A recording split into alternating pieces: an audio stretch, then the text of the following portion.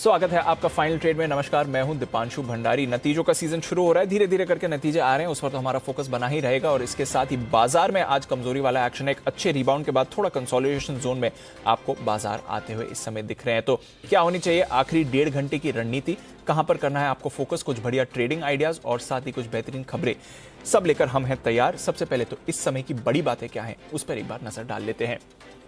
गिरावट है बाजार में, 16,100 के आसपास आपको निफ्टी आज सुबह से ही ट्रेड करते हुए दिख रहा है और अभी भी उसी लेवल के आसपास दिखेगा।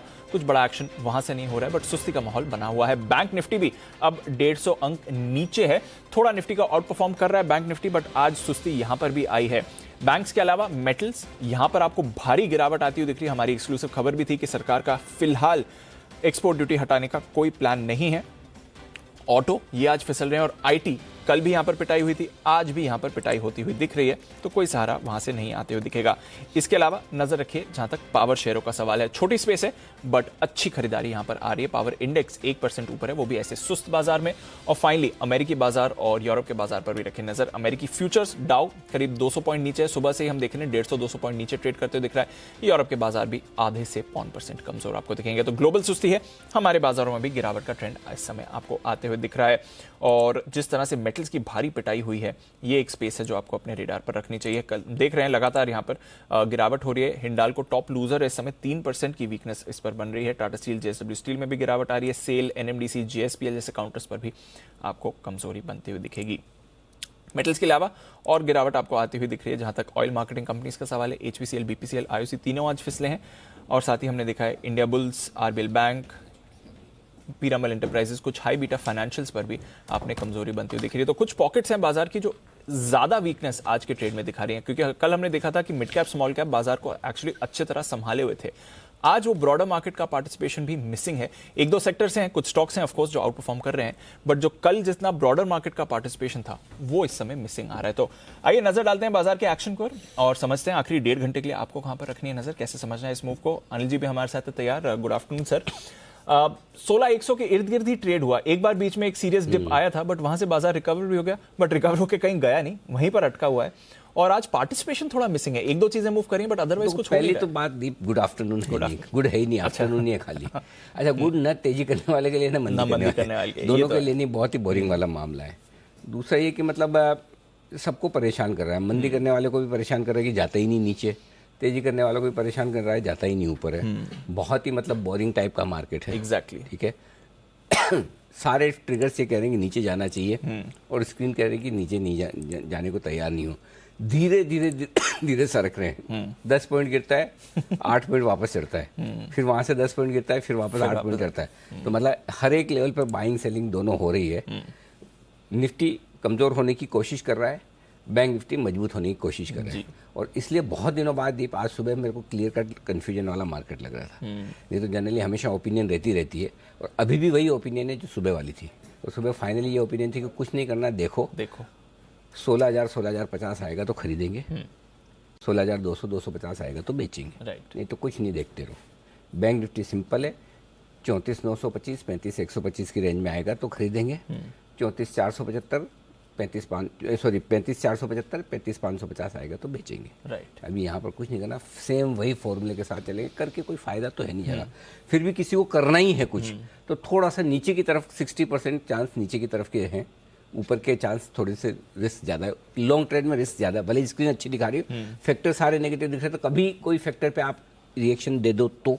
दूसरा डाउ फ्यूचर भी सेम यही काम कर रहा है, 150 पौने 200 पॉइंट की रेंज में नीचे है, एकदम 50 पॉइंट की रेंज में डाउ फ्यूचर 200 तक जाता है, वापस रिकवर होकर 150 तक आता है, मतलब 150 नेगेटिव तक, 150 नेगेटिव से वापस 200 नेगेटिव जाता है, वापस रिकवर। तो ये भी 50 पॉइंट की रेंज में ऐसे ही टाइम पास कर रहा है। तो दोनों तरफ टाइम पास हो रहा है।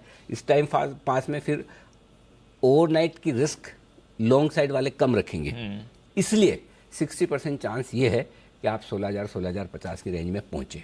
अच्छा, हाँ, तो थोड़े से नीचे के चांस हल्के से ज्यादा है, ऐसा नहीं कि कोई बहुत ज्यादा कि 80% चांस हो तो तुरंत ही शॉर्ट कॉल दे दे, तो लेकिन थोड़े से ज्यादा है कि नीचे जाने के चांस थोड़े से ज्यादा बन रहे हैं, एक नॉच ज्यादा समझ लीजिए बस। ठीक है, बाकी कुछ नहीं कुछ करने जैसा बन ही नहीं रहा, मजा ही नहीं आ रहा। अच्छा, न सिर्फ इसमें किसी स्टॉक में भी किसी सेक्टर में भी कोई ट्रेडिंग इंटरेस्ट बन नहीं रहा, कोई बात नहीं बन रहा, शो तो अच्छा ही रहेगा, चिंता मत कीजिए, मजा तो आएगा, वो तो गारंटीड है, बाजार कुछ करे ना करे मजा आपको जरूर आएगा। कुछ इंटरेस्टिंग खबरें हैं, कुछ इंटरेस्टिंग रिसर्च भी हमने आपके लिए तैयार करी है, तो आइए करते हैं शुरुआत। एक बार खबरें और साथ ही ट्रिगर्स पहले जान लेते हैं, फिर हमारे सारे गेस्ट भी जुड़ने के लिए तैयार हैं। कुशल अरमान दोनों हैं तैयार। कुशल, गुड आफ्टरनून, बताएं कौन से इंपॉर्टेंट ट्रिगर्स इस समय? गुड आफ्टरनून दीप। ट्रिगर्स के लिहाज से निफ्टी से आज HCL टेक अपने नंबर्स डिक्लेयर करेगा, पोस्ट मार्केट नंबर्स आएंगे, साथ ही डेल्टा कॉप के नंबर्स पर भी नजर रखनी है। एफ स्पेस से, कैश स्पेस से काफी सारी कंपनियां हैं, आनंद राठी वेल्थ पर नजर रखिए, गोवा कार्बन के अभी नंबर्स फ्लैश होते हुए नजर आ ही रहे थे, प्लास्टिक ब्रिंट्स इंडिया जैसे स्टॉक्स पर भी नजर रखनी है।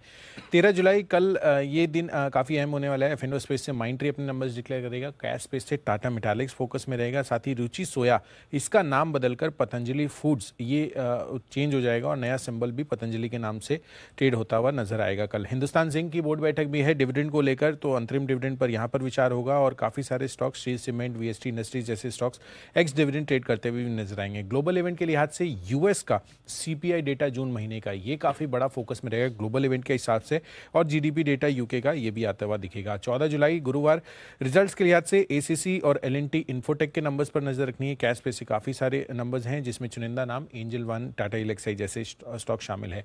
भारत का जून महीने का WPI डेटा भी आता हुआ नजर आएगा मैक्रो फैक्टर के हिसाब से, और एक्स डिविडेंड तो काफी सारी कंपनियां हैं, जिसमें TCS, Lupin, Mahindra and Mahindra जैसे स्टॉक शामिल हैं।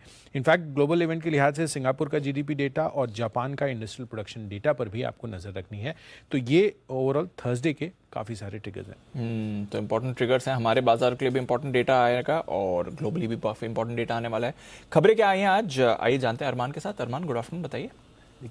कुछ बहुत कम खबरें हैं, जिसमें एक तो जो हमारे एक्सक्लूसिव है, स्टील कंपनीज पर ध्यान रखिएगा आप, क्योंकि जो स्टील कंपनियों के लिए नेगेटिव खबर आती हुई दिखी है, क्योंकि जो स्टील पर जो एक्सपोर्ट ड्यूटी हटाने की बात चल रही थी, उसका उन पर ये हमारी एक्सक्लूसिव खबर थी कि अभी उस पर कोई विचार नहीं है, और अगर कीमतें और घटती हैं तो इस पर आगे विचार किया जा सकता है।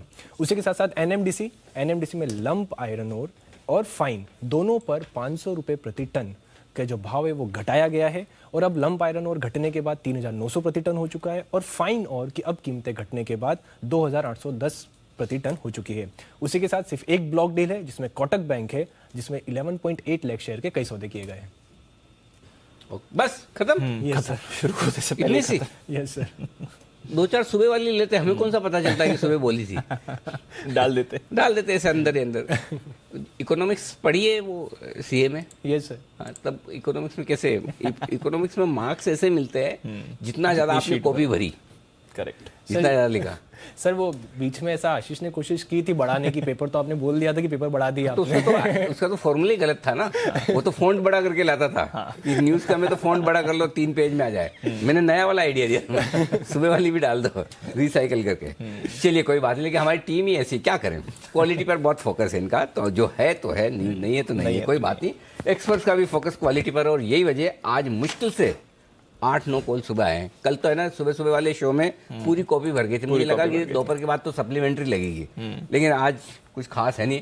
और देखिए हिमांशु जी भी है ना शो पे, हाँ, वागले साहब भी हैं, बिल्कुल है, नितिन जी भी हैं। नितिन जी तो ठीक है, चलो शांत आदमी है एकदम बिल्कुल ही, मतलब, और बाकी लोग भी हैं, कुणाल जी राके। नहीं तो सबसे ज्यादा कंपटीशन 2 बजे कॉल देने का 2 ही लोगों के बीच में, वागले साहब या हिमांशु जी के बीच में होता है। आज Himanshu ji good morning. Good morning sir. आज कुछ नहीं, गुड आफ्टरनून सर। और हाँ। अगर आप ऐसी बात कर रहे हैं तो सर फिर बिल्कुल बजाई दीजिए लगे यार। अरे ये हुई ना, देखो जगाना पड़ता है आदमी को, बहुत ही बढ़िया। चलिए बिल्कुल हिटमैन हिमांशु।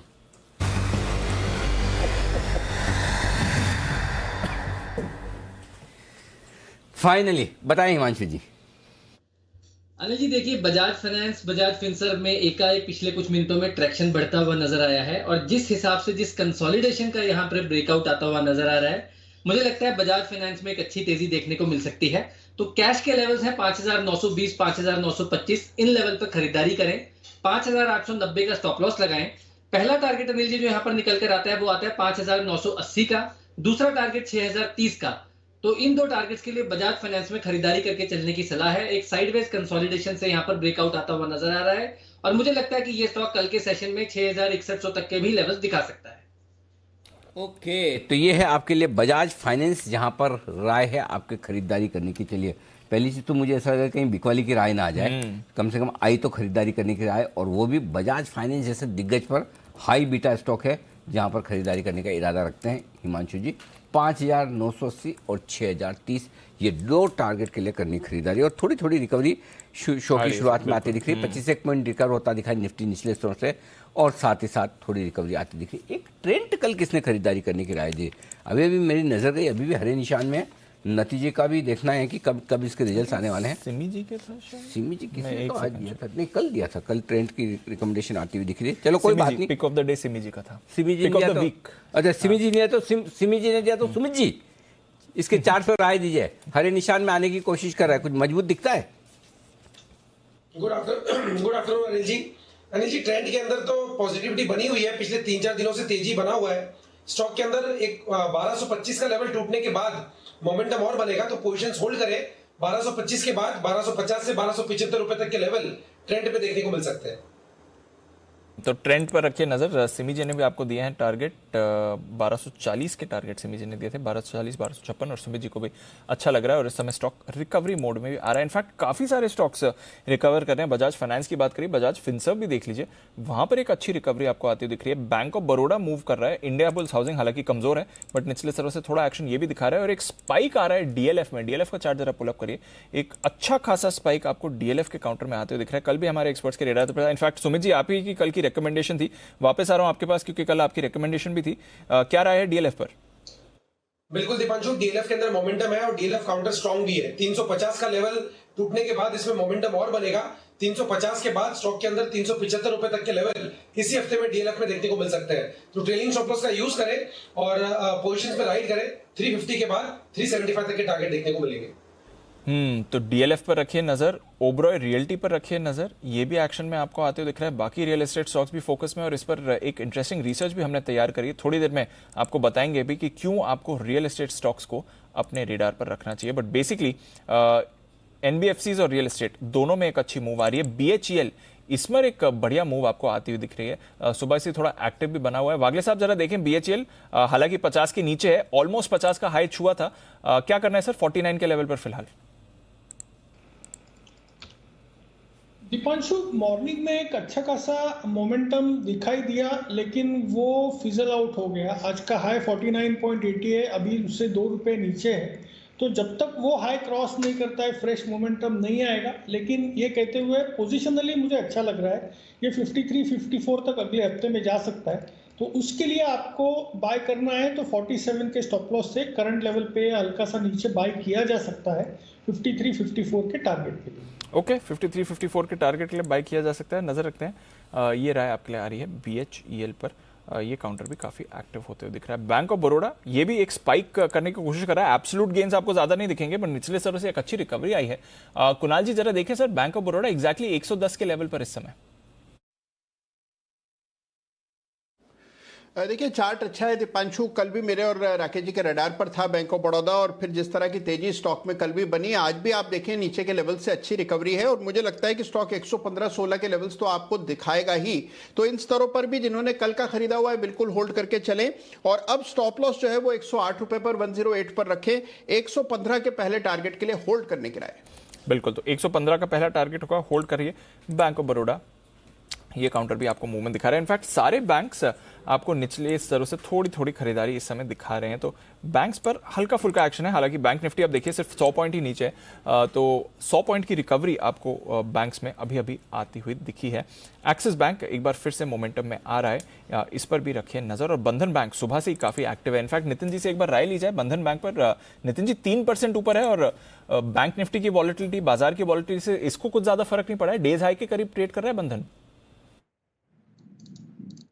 बंधन बैंक बिल्कुल सपोर्ट से बाउंस कर रहा है, और इसके 275 के आसपास सपोर्ट है। और अभी जो बैंक निफ्टी में बाउंस आया रिसेंट जो 4-5 दिनों में, उसमें बंधन बैंक में बहुत ज्यादा तेजी नहीं बनी है, बट लास्ट 2-3 दिनों से वॉल्यूम्स दिख रहे हैं। तो पॉसिबिलिटी ये लग रही है कि ये 290-295 तक ऊपर जाना चाहिए।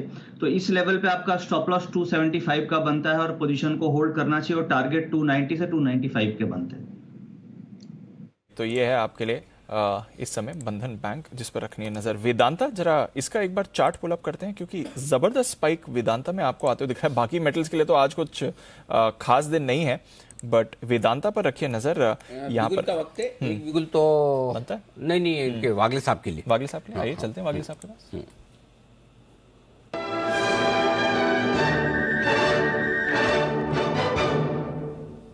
जी वागले साहब बताएं सर। अनिल जी, थोड़ा सा इलिक्विड स्टॉक है लेकिन मॉर्निंग से बिल्कुल स्ट्रेंथ दिखा रहा है और एक बड़ी मूव के लिए तैयार है। स्टॉक का नाम है डिक्सन टेक्नोलॉजीज। 3855 3860 अभी थोड़ा सा बढ़ गया, 3871 का भाव दिख रहा है। आपको एक 10-15 रुपए की करेक्शन की मूव मिलेगी, आपको यहां से लेकर वहां तक बाय करना है। 3820 का आपका स्टॉप लॉस होना चाहिए। मेरा मानना है 3930 से 3950 आपको 1 से 2 दिनों में मिलना चाहिए। सर ये है स्टॉक मजबूत 125 रुपए ऊपर, यहाँ से भी तेजी की है तैयारी। लो लेवल्स नोट कर ले खरीदारी की राय वागले साहब की तरफ से। आइए राय खरीदारी की आती दिख रही है हिमांशु जी की तरफ से भी। आ गए फॉर्म में दोनों। खरीदारी पता नहीं खरीदारी की नहीं है, शॉर्ट कॉल आ गया तो नहीं। अब क्या आएगा, जब बजाज फाइनेंस जैसा लॉन्ग कॉल दे सकते तो शॉर्ट तो क्या ही देंगे। अंदाज से बोला है, आप चाहें तो चेंज भी कर सकते हैं हिमांशु जी, मेरा काम तो खाली बिगुल बजाने तक है। बिगुल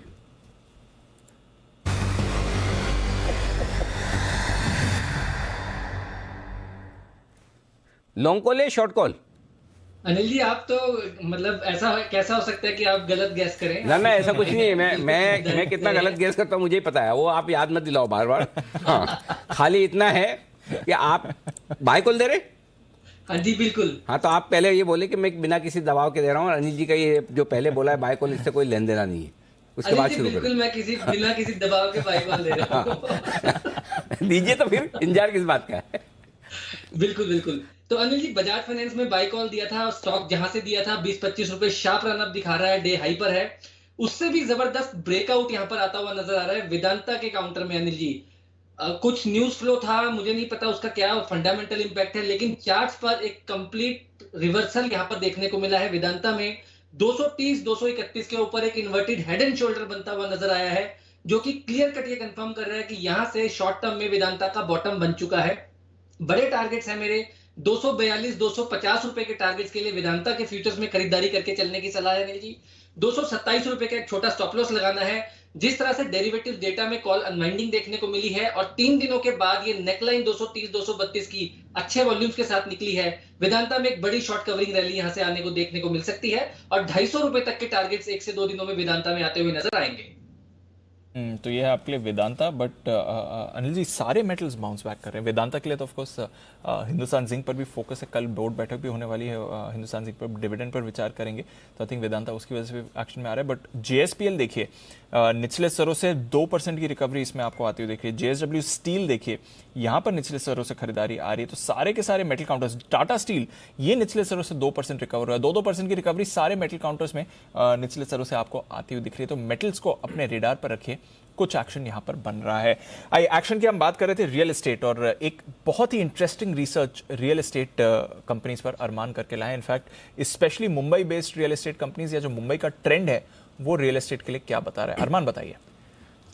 ये सबसे पहली बात, ये हमने रिसर्च करने के लिए चैनल चेक किया है, एनुअल रिपोर्ट पढ़ी है और रिपोर्ट्स पढ़ी हैं, जो दूसरी ब्रोकरेज रिपोर्ट्स है उन सबको पढ़ी है। उन तीनों को मिला के जो कैलकुलेशन, आप Oberoi realty, Macrotech developer, Godrej properties, ऐसी कंपनियां, इन पर फोकस करना है। अब रीज़न क्या है?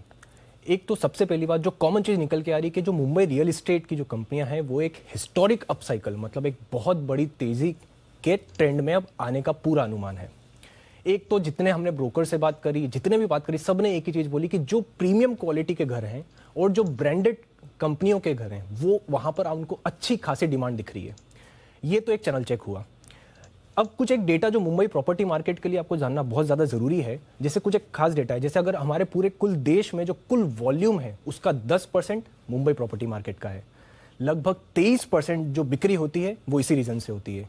और अगर आप एबिटा की बात करेंगे, ऑपरेटिंग प्रॉफिट, जो लगभग 33% सिर्फ इसी रीज़न से होता है।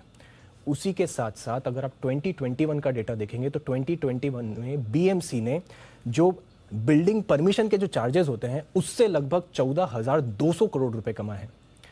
अब ये वाली बात तो जो हमारी चैनल चेक हुई, डेटा की बात हुई। अब बात आती है एनुअल रिपोर्ट की।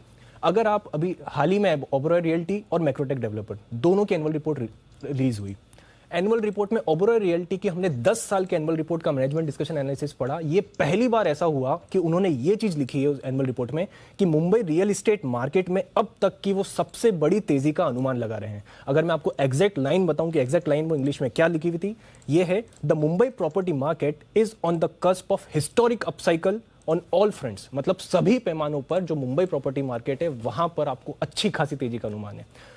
ये सिर्फ मुंबई ओबेरॉय रियलिटी की बात ही नहीं है, आप मैक्रोटेक डेवलपर की अगर एनुअल रिपोर्ट देखोगे उन्होंने भी सिमिलर चीज बोली। उन्होंने क्या बोला, एमएमआर में जो इन्वेंट्री है वो लगभग अब बहुत 1.9 लाख के आसपास हो चुकी है, जो कि काफी नीचे है।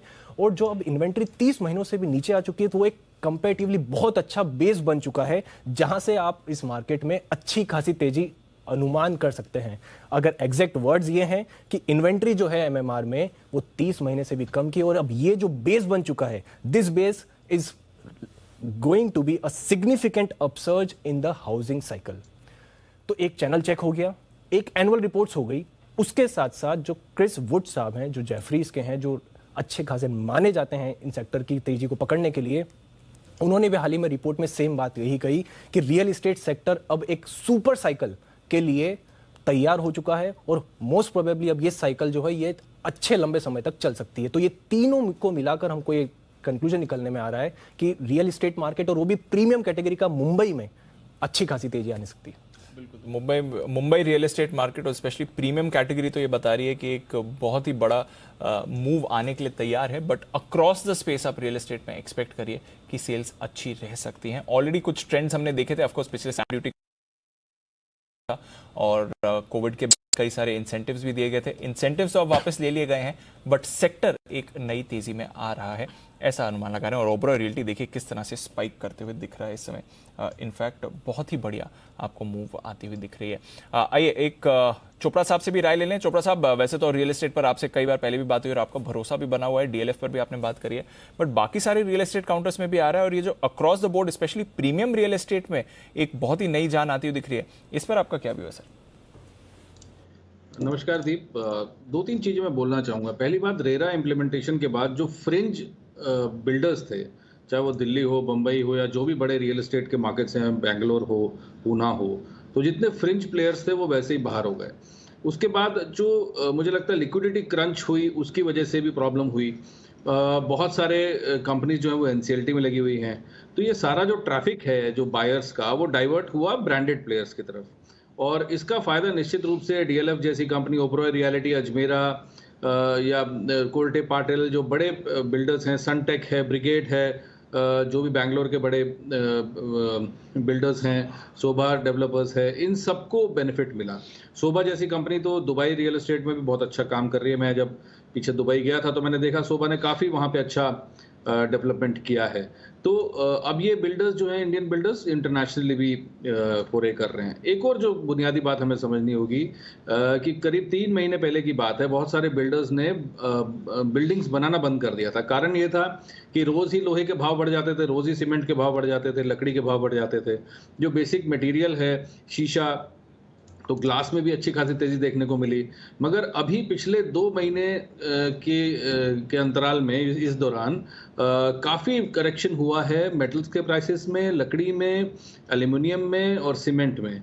तो सरकार ने भी काफ़ी इस पे काम किया है, ड्यूटीज़ लगाई हैं और कार्टेलाइजेशन को रोकने के लिए काफ़ी कदम उठाए हैं, जो कि एक बहुत वेलकम स्टेप है।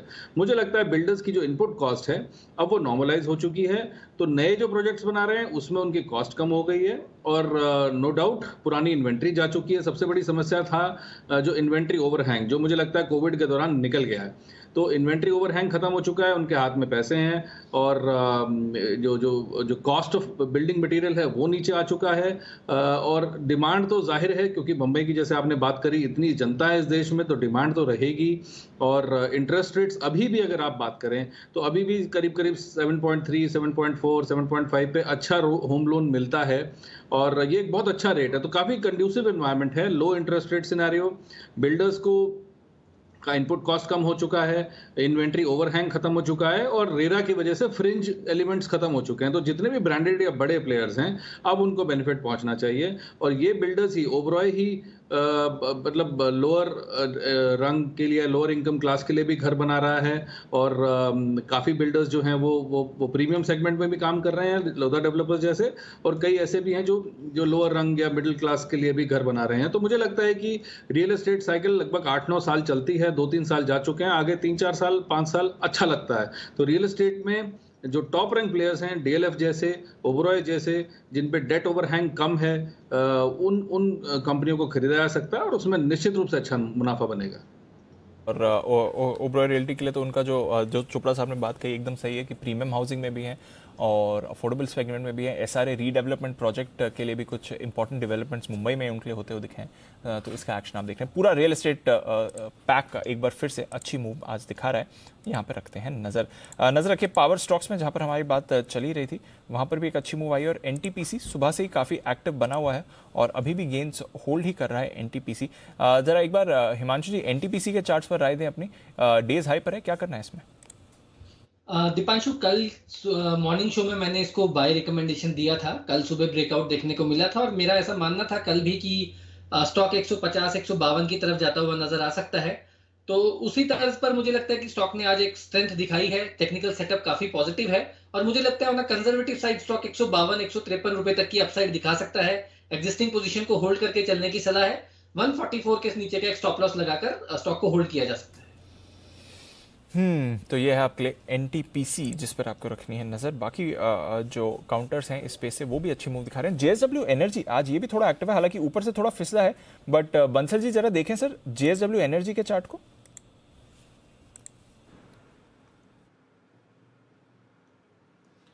दीपांशु, बिल्कुल आपने राइटली मेंशन करा, थोड़ा ऊपर से फिसला है आज के हाई से, बट टेक्निकली स्ट्रक्चर अच्छा है और 229 228 एक अच्छे स्तर हैं। अगर इन स्तरों के आसपास मिलता है जेएसडब्ल्यू एनर्जी तो उन स्तरों के अराउंड खरीदारी की राय होगी जेएसडब्ल्यू एनर्जी में। तो ये है आपके लिए जेएसडब्ल्यू एनर्जी भी जो 235 के लेवल पे फिलहाल ट्रेड कर रहा है, इसका एक्शन भी अच्छा है। चुनिंदा और कैश स्टॉक्स में वो ऐसे वाले हैं जो टेलीकॉम स्पेस से जुड़े हुए हैं। इनफैक्ट काफी सारे ये काउंटर्स मूव आपको दिखा रहे हैं। कल हमने देखा इंडस टावर काफी एक्टिव था, आज भी वायदा कारोबार का टॉप गेनर है, 2 बैक टू बैक डेज हैं।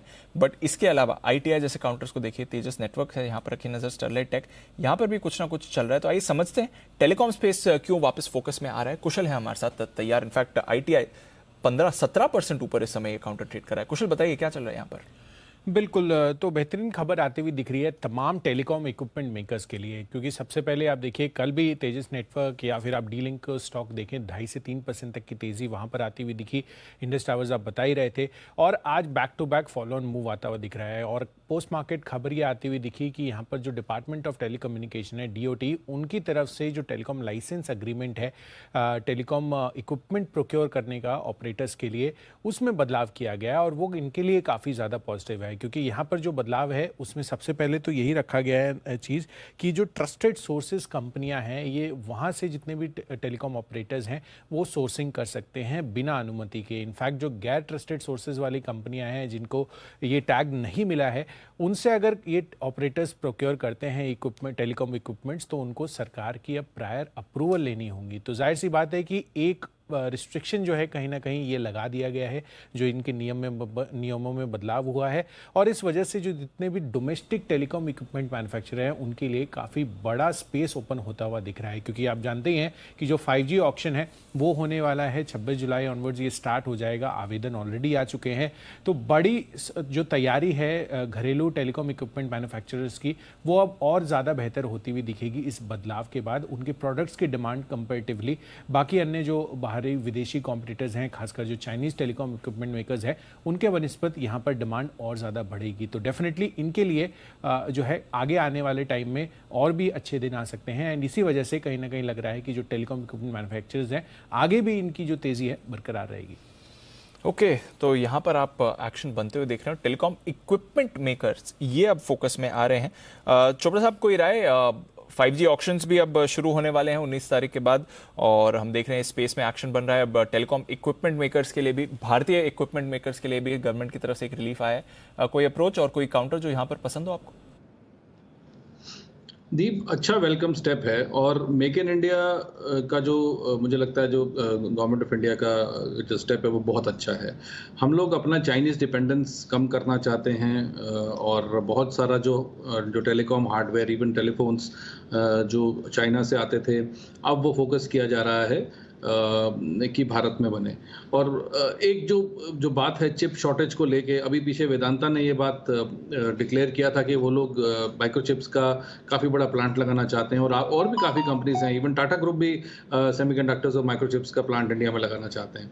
तो ओवरऑल इसका जो बेनिफिट है over a period of time दिखेगा, और यदि भारत कहीं ना कहीं जैसे चाइना +1 पॉलिसी है उसमें चाइना को पीछे छोड़ दे और अपने सेमीकंडक्टर्स खुद बनाने लगे, चिप्स बनाने लगे और एक ग्लोबल हब बन जाए, तो इससे अच्छी चीज़ नहीं होगी, क्योंकि बहुत ज़्यादा डिपेंडेंस है आज के डेट में चाइना के ऊपर। और चाइना में जरा सा जुकाम भी हो जाता है तो यहाँ पे चीज़ों के प्राइस बढ़ जाते हैं, रेट्स बढ़ जाते हैं। और हमने देखा कि ऑटो क्षेत्र में कितना बड़ा डिसरप्शन हुआ सेमीकंडक्टर्स और माइक्रोचिप्स की कमी की वजह से।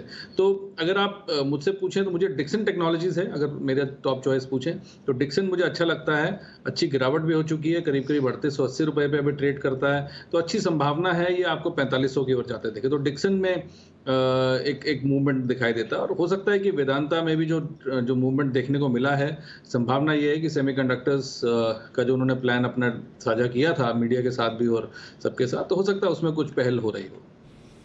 तो चलिए यहाँ पर रखें नजर, और ये सारे काउंटर्स जो चोपड़ा साहब बात कर रहे हैं यहाँ पर आपको बढ़िया एक्शन भी दिख रहा है। पर आइए 2:30 बज गए हैं और अनिल जी से तो उनकी स्ट्रैटेजी लेनी है, पर उससे पहले वक्त है स्वागत करने का सिटी साहब का उनकी शॉर्ट टर्म पिक्स के लिए। थोड़ा सा टाइम लगेगा जी सर, आज डेटा बड़े इंटरेस्टिंग भी है। ऑफ कोर्स अच्छे डेटा बन रहे हैं। अच्छे खराब तो पता नहीं, बिल्डअप सस्पेंस इंटरेस्टिंग जरूर है, तो वही बना रहा हूँ, देख रहा हूँ, बार बार देख रहा हूँ। तो पहले जब तक सेठी साहब से मुलाकात कर लीजिए, फिर आपका डेटा लेंगे। आइए सेठी साहब का करते हैं स्वागत।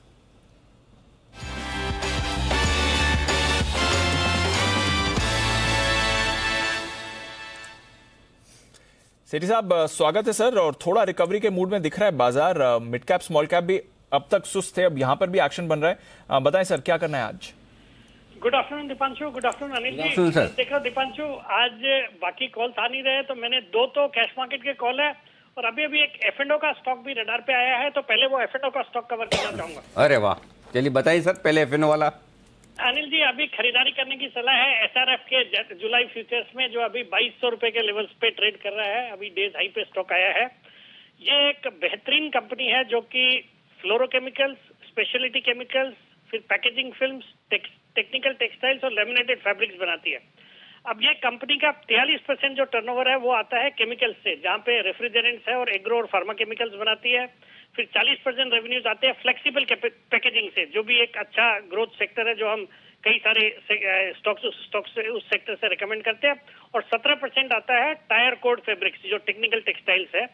कंपनी ग्लोबली प्रेजेंट है, 4 से ज्यादा देशों में ऑपरेशंस है, फिर 90 से ज्यादा देशों में प्रेजेंस है, और 49% इनका रेवेन्यूज एक्सपोर्ट से आता है। बाकी फंडामेंटल्स बहुत ही अच्छे, operating profit margin 21.7%, return on equity 22% का है। मार्च क्वार्टर भी बहुत ही अच्छा था, 605 करोड़ का पैट था, जो पिछले साल 380 करोड़ का पैट था, तो उसके कंपैरिजन में बहुत ही अच्छा था।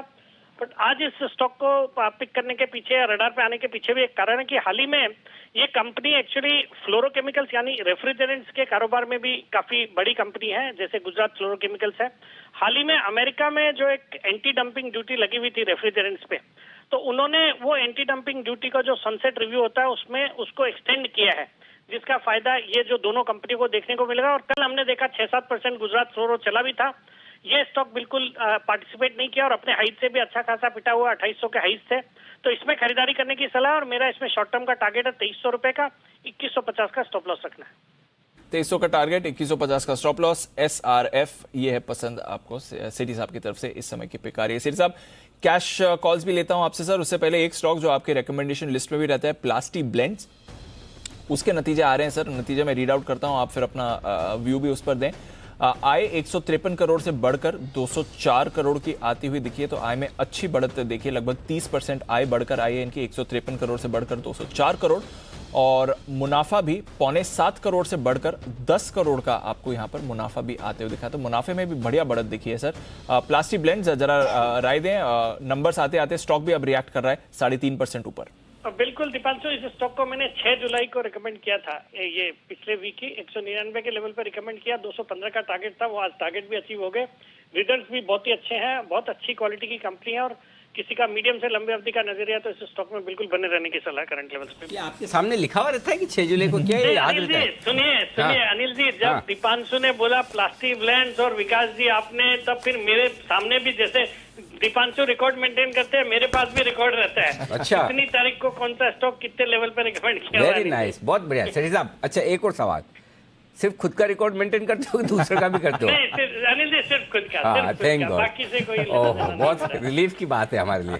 नहीं तो बहुत सारे लोग ये खुद का कम करते हैं, दूसरों का ज्यादा करते हैं। कुणाल जी, मुझे तो याद भी खाली इतना नहीं कुणाल जी, एक मिनट, कुणाल जी आपको बता देंगे। कुणाल जी बताइए सेठी साहब को। अनिल जी बिल्कुल, अनिल जी शुक्र है अनिल जी, कुछ ही लोग हैं जो ऐसा करते हैं अनिल जी, हमारे विकास जी ऐसा नहीं करते हैं। लेकिन अनिल जी, विकास जी की ईमानदारी की दाद देनी पड़ेगी आपको। ये चाहते तो विकास जी ये भी कह सकते थे, नहीं मुझे तो सब याद रहता है। ना ऐसे उन्होंने साफ कहा कि नहीं जी मेरे पास सामने रिकॉर्ड है। वो बहुत समझदार है, उन्होंने 8 जुलाई का बताया, मैं 10 का पूछ लेता, बताओ 10 जुलाई को कौन सा क्या। ये सब मेरे को बनाना इतना आसान काम थोड़ी है। वो जानते हैं इस बात को, इसलिए ईमानदारी नहीं, समझदारी ज्यादा है इसमें, ईमानदारी से समझदारी ज्यादा है। जी सेठी साहब बताए दूसरा stock. Thank you Anil ji. बाकी अनिल जी, जो कैश मार्केट के 2 स्टॉक्स हैं, जो पहला स्टॉक है वो स्टॉक का नाम है हाइकल, जो अभी 246 के लेवल पे ट्रेड करता है। ये कंपनी फार्मा एपीआई मतलब एक्टिव फार्मा इंग्रेडिएंट्स बनाती है, फिर क्रॉप प्रोटेक्शन, स्पेशलिटी केमिकल्स और बायोटेक्नोलॉजी के कारोबार में है। 5 मैन्युफैक्चरिंग फैसिलिटीज है महाराष्ट्र और कर्नाटक में। एक स्ट्रॉन्ग R&D फैसिलिटी वाली कंपनी है और 70% से ज्यादा रेवेन्यूज इसके भी एक्सपोर्ट से आते हैं और कई बहुत अच्छा एग्रेसिव एक्सपेंशन प्लान्स भी है। अब इस स्टॉक में फंडामेंटल्स तो बहुत ही अच्छे हैं। Return on capital employed 18%, return on equity 15%, फिर डेट को भी कंपनी लगातार रिड्यूस कर रही है। प्रोमोटर अच्छी खासी 68-69% स्टेक ओन करते हैं और वैल्यूएशन के लिहाज से भी अब इन लेवल्स पे बहुत ही सस्ता हो गया। इस देखें 142 के हाइज थे और स्टॉक अभी 46-47 के लेवल पे ट्रेड करता है और इसका कारण ये था कि फरवरी के महीने में महाराष्ट्र पोल्यूशन कंट्रोल बोर्ड ने इनके एक तलोजा प्लांट पे क्लोजर का नोटिस दिया था, जिसका इनके रेवेन्यूज पे 15% कंट्रीब्यूशन था। और अब पिछले वीक मतलब हफ्ता 10 दिन पहले ही बॉम्बे हाईकोर्ट के एक ऑर्डर के अंतर्गत वो प्लांट अब चालू हो गया, जो कि ये फेज्ड मैनर में इन्होंने चालू कर दिया है। तो मुझे लगता है जो इतनी भारी गिरावट आई थी जिस कारण से, वो अब कारण ठीक हो गया है। तो ये स्टॉक भी वापिस से अपने पुराने हाइस तो नहीं बट अच्छे रिटर्न्स यहाँ से देने चाहिए। तो इस स्टॉक में यहाँ पे खरीदारी करने की सलाह है और मेरा इसमें शॉर्ट टर्म का टारगेट है 265 रुपए का, 240 का स्टॉप लॉस रखना। ओके, तो ये है आपके लिए राय, हाइकल पर 240 के स्टॉप लॉस के साथ करें खरीदारी। आज सेठी साहब की सारी पिक्स रुक के आ रही है, तो सेठी साहब अगली पिक के पहले और रुकना पड़ेगा क्योंकि यहाँ पर एक बड़ी खबर आती हुई दिख रही है। ग्रुप ऑफ मिनिस्टर्स की जो आज बैठक थी जीएसटी के मुद्दों को लेकर, जिसमें कैसीनो, हॉर्स रेसिंग और ये सारे पर जो जीएसटी 18 से 28% बढ़ाने की बात थी, इसमें सिर्फ बातचीत हुई है, फिलहाल कोई फैसला नहीं हुआ। तो थोड़ी हल्की फुल्की मतलब कह सकते हैं इमोशनल रिलीफ है। हाँ, इमोशनल रिलीफ है। सर एक ही मुद्दा है, एक्चुअली गोवा सरकार ने भी कह दिया कि वो तैयार हैं जीएसटी बढ़ने के लिए, बट सब चाहते हैं कि ग्रॉस गेमिंग रेवेन्यू पर ये लगाया जाए, तो वहां पर लेकर कुछ अभी भी सहमति नहीं बन रही है। तो आज भी चर्चा हुई, सहमति नहीं बनी। इसके साथ ही ऑनलाइन गेमिंग, हॉर्स रेसिंग, ऐसे बाकी मुद्दों पर भी फिलहाल सहमति नहीं हुई। तो चर्चा हुई, लंबी चर्चा हुई, पिछले महीने की जीएसटी काउंसिल में भी हुई थी, अभी भी चर्चा हुई, नहीं हो पाई। 15 जुलाई तक ऐसा माना जा रहा है कि ये चाहते हैं कि ये राय बन जाए। तो चलिए, आज 12 जुलाई है, आज तो सहमति नहीं बनी, बट ऐसा चाह रहे हैं लोग कि आने वाले 1-2 दिन में इस पर कुछ डिसीजन लिया जाए। बिल्कुल, तो ये है आपके लिए ऑनलाइन गेमिंग पर फिलहाल एक रिलीफ वाली खबर इन कंपनियों के लिए। देखते हैं कब क्या कुछ आगे होता है। बताएं सेठी साहब अगली पिक। अनिल जी, जो दूसरी आज की पिक है, मतलब ऐसे तीसरी हो गई, F&O की एक और कैश मार्केट की जो दूसरी पिक है, स्टॉक का नाम है TN पेट्रो, तमिलनाडु पेट्रो, जो कि अभी 102 के लेवल पे स्टॉक ट्रेड करता है। ये कंपनी भी पेट्रोकेमिकल प्रोडक्ट्स जैसे कि लीनियर अल्काइल बेंजीन, फिर कॉस्टिक सोडा, क्लोरीन, इस तरह के प्रोडक्ट्स बनाती है जो कि FMCG कंपनीज को लगते हैं। मार्केट क्लाइंट लिस्ट है हिंदुस्तान यूनिलीवर, ज्योति लेबोरेटरीज वगैरह। अच्छा कैपेक्स प्लान किया हुआ कंपनी ने, तो उसका फायदा आने वाले सालों में मिलेगा। बाकी ये कंपनी स्पिक और तमिलनाडु इंडस्ट्रियल डेवलपमेंट कॉर्पोरेशन टिडको द्वारा प्रोमोटेड कंपनी है, जो 34.5% स्टेक ओन करते हैं। इसमें FIS DIS अराउंड 9.61% है। फंडामेंटल्स बहुत ही अच्छे हैं, return on equity 23-24%, return on capital employed 29% के हैं और बुक वैल्यू भी अच्छी खासी 85 के आसपास की है और स्टॉक अभी 100 के लेवल पे ट्रेड करता है, तो 1.2 टाइम्स बुक पे ट्रेड करता है ये स्टॉक। बाकी अच्छी डिविडेंड यील्ड है अराउंड 3% की और बहुत सस्ते वैल्यूएशंस पे 5 के मल्टीपल पे स्टॉक ट्रेड करता है। मुझे लगता है इन लेवल्स पे स्टॉक को खरीदना चाहिए। मेरा इसमें शॉर्ट टर्म का टारगेट है 115 रुपए का, 95 रुपए का स्टॉप लॉस रखना है। ओके, तो ये है आपके लिए 3 बेहतरीन पिक सेठी साहब की तरफ से। टीएन पेट्रो 115 का टारगेट, हाइकिल 265 का टारगेट, ये दोनों कैश कॉल्स हैं सेठी साहब की तरफ से जहां पर आप खरीदारी करें, और एसआरएफ फ्यूचर्स में आप यहां पर कर सकते हैं खरीदारी। टारगेट यहां पर रहेगा आपका 2300 का। शुक्रिया सर हमारे साथ जुड़ने के लिए और 3 बेहतरीन कॉल्स। पहले ले लें उसके बाद आइए चलते हैं निफ्टी के निशानेबाज नितिन मुरार का।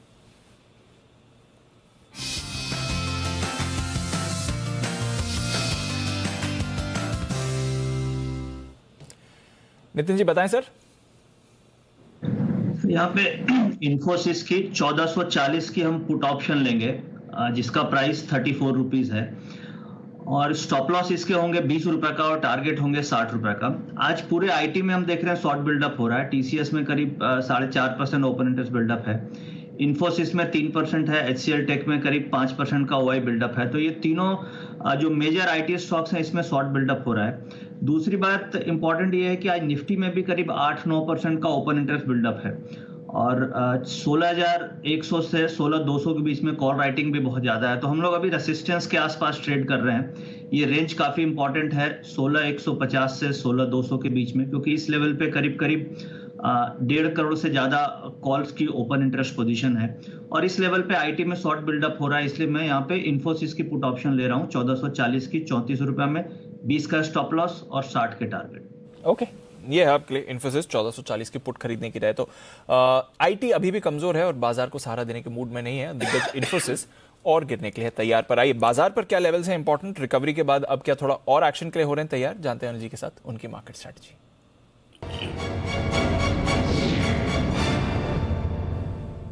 सब थोड़ा मूड माहौल तो बेहतर हुआ है बट वापस वो 16,125 पर ही निफ्टी आ गया है। 35,350 पर बैंक निफ्टी है। डाउ फ्यूचर्स 250 अंक नीचे हैं तो वहां पर कुछ ज्यादा बड़ा एक्शन आपने देखा नहीं है। नास्डैक फ्यूचर्स की बात करें तो 0.5% की कमजोरी है, तो कल 2.25% गिरने के बाद आज भी 0.5% नीचे खुलने से पहले नास्डैक फ्यूचर्स दिख रहा है। यूरोप मिला जुला है, 1/4% से $0.5% की गिरावट है। यूके के बाजार थोड़ा बेहतर होते जरूर दिख रहे हैं। कच्चा तेल आज दबाव पर है $105 एंड ऑफ कोर्स सर रुपए ने तो नया रिकॉर्ड लो बनाए है 79.66 का। क्या करना है इस समय सर?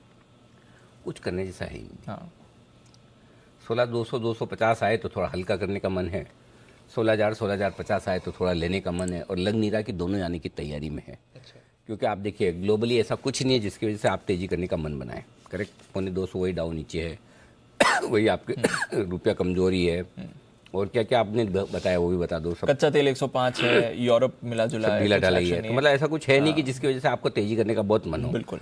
और यहाँ पर भी आप स्क्रीन देखोगे तो सब कुछ खराब होकर भी गिर नहीं रहे हैं, तो फिर मंदी करें। और कल भी आप एकदम डे हाई पे बंद हुए, तो ऐसा भी नहीं कि ताकत नहीं है, ताकत भी है। सो बेटर है 16,000 16,050 आएगा तो खरीदना है, 16,225 250 आए तो बेचना है। छोटी रेंज जो दिख रही है इस वक्त वो है 16,075 से लेकर 16,225 की, 100 पॉइंट ऊपर 75 पॉइंट 50 पॉइंट नीचे, ये फिलहाल बचे हुए समय के लिए ट्रेडिंग रेंज दिख रही है। 16,100 के नीचे अगर आप ट्रेड करते हैं 3 बजे तक तो नीचे की रेस खुलती है 16,000 16,050 आ जाएगा। 16,200 के ऊपर ट्रेड करते हैं तो 16,250 16,275 आ सकता है। क्यों आ सकता है अब मैं वो बता दूं। 16,000 और 16,100 के बीच में स्ट्रॉन्ग सपोर्ट है। 60 लाख शेयर 16,000 के पुट पर है, 61 लाख शेयर 16,100 के पुट पर है, यानी कि वहां पर आपके लिए अच्छा सपोर्ट। 16,200 पर आपके लिए 1 crore 6 lakh share highest open interest. Basically आप देखें तो 16,100 16,200 पर 100 पॉइंट की रेंज में ही हाईएस्ट ओपन इंटरेस्ट है निफ्टी में। सो इसलिए 16,200 के ऊपर अच्छे हैं, 16,100 के नीचे थोड़े खराब है, अदरवाइज कुछ नहीं। और 25-25 पॉइंट का कुशन रख लीजिए, तो कहीं जाने की तैयारी नहीं निफ्टी की, ऐसा लग रहा है ना। 16,200 के ऊपर बंद होगा देगा और अभी तक ये भी लग रहा है 16,100 के नीचे भी शायद ना दे, अनलेस की डाउ फ्यूचर 250-300 पॉइंट हो जाए, तब तो अलग बात है। सो अपने इन्हीं लेवल पर नजर रखनी है, सिंपल। अब आइए बैंक निफ्टी 35,200 35,300 बहुत स्ट्रॉन्ग सपोर्ट रेंज है। अब आप बोलोगे इतना नज़दीक 325%, बिल्कुल इतना नज़दीक, क्योंकि 35,200 पर 21 लाख शेयर पुट में है, 35,300 पर 24 लाख शेयर, 100 पॉइंट की रेंज में बड़ा ओपन इंटरेस्ट। और ऊपर दीप आप देखेंगे ना तो 35,400 35,600 को भी पार करने की जल्दी नहीं। 35,400 पे 19 लाख शेयर है, और 35,500 पर highest open interest 31 lakh share का। तो मतलब बहुत टाइट रेंज में बैंक निफ्टी भी है। सो ऐसा लग रहा है कि इसको कहीं कुछ जाना नहीं है। अब अगर कुछ होना है आखिरी 1 घंटे में बड़ा तो डाउ फ्यूचर से होगा। अगर वहां कुछ बड़ा एक्शन दिखता है तो ठीक, यही डाउ फ्यूचर भी 150-200 पॉइंट की रेंज में रहता है तो आप कुछ नहीं करेंगे, ऐसे कैसे बंद हो जाए। सो इसलिए आज का दिन फुल कंफ्यूजन के नाम पे है। एग्जैक्टली सुबह से लेकर अब तक, और वो दूर नहीं हुआ है। कुछ नहीं हो रहा है। 60% चांस नीचे के दिख रहे हैं, 40% चांस ऊपर के दिख रहे हैं। अगर नीचे आए अच्छे रेंज पे तो खरीदिए, ऊपर आए अच्छी रेंज पे तो हल्का होइए, बाकी कुछ मत कीजिए। समझ गए सर। चलिए, तो रेंज में रहिए, नीचे खरीदिए, ऊपर बेचिए, ये आपके लिए राय आ रही है। बट स्टॉक स्पेसिफिक दिन है, स्टॉक स्पेसिफिक एक्शन आपको दिख रहा है। हिमांशु जी की एक कॉल तैयार है, थोड़ी देर में भसीन साहब भी जुड़ने वाले हैं, उनका भी करेंगे स्वागत। आइए हिमांशु जी के लिए बिल्कुल हिटमैन हिमांशु।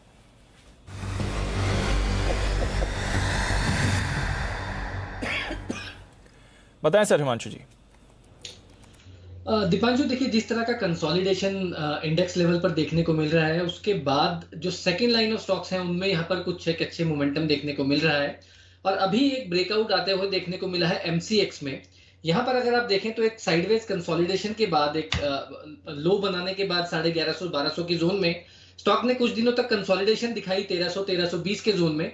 और उस कंसोलिडेशन में से आज के सेशन में यहाँ पर काफी हैवी वॉल्यूम्स के साथ ब्रेकआउट पिछले कुछ मिनटों में देखने को मिला है। मुझे लगता है कि एमसीएक्स यहां से 1400 रुपए तक की जर्नी स्टार्ट करता हुआ नजर आ सकता है।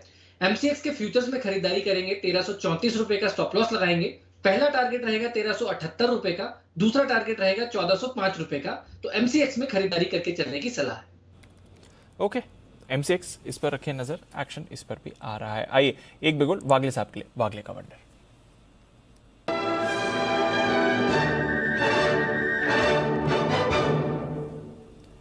बताएं सर। दीपांशु, मेरा भी स्टॉक एमसीएक्स ही था, लेकिन अभी अभी मेरे रडार पर एक दूसरा स्टॉक भी आया है तो मैं उसको कवर कर लेता हूं। स्टॉक का नाम है पीआई इंडस्ट्रीज। 2835 2838 का भाव है।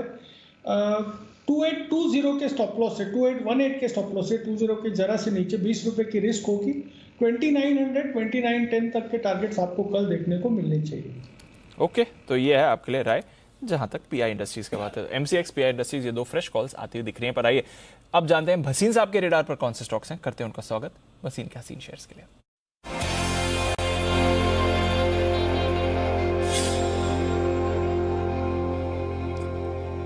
स्वागत है भसीन साहब, गुड आफ्टरनून। क्या है राय सर?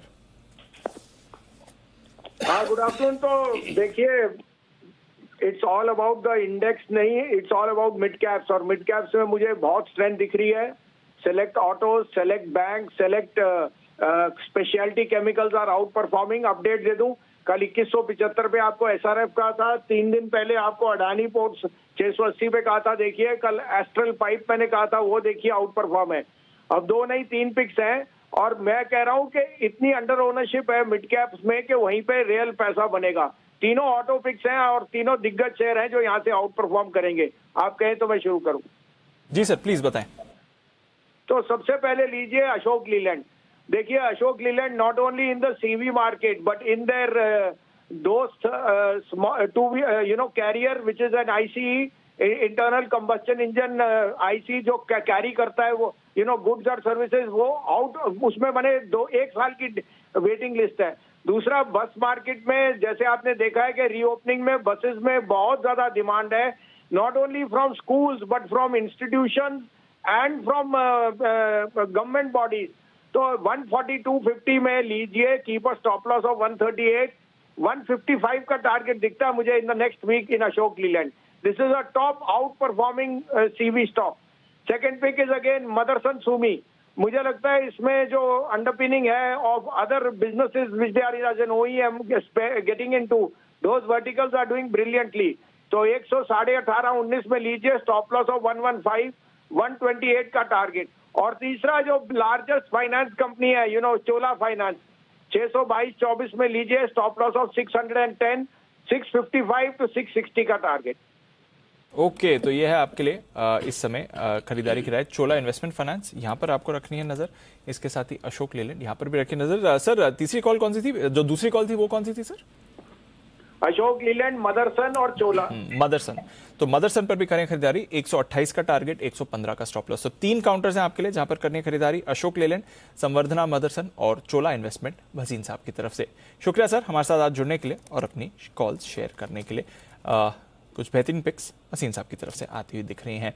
आइए एक और इंटरेस्टिंग स्पेस से बाजार की बात निकली है तो यहाँ पर भी डालते हैं नज़र, और वो है आपके लिए सारे के सारे ब्रोकरेजेस, एएमसी, बाजार से जुड़ी कंपनीज जहाँ पर एक्शन बनते हुए दिख रहा है। और थोड़ा जो बाजार का मूड माहौल बिगड़ा है, क्या इसका असर नए खातों पर भी आया है?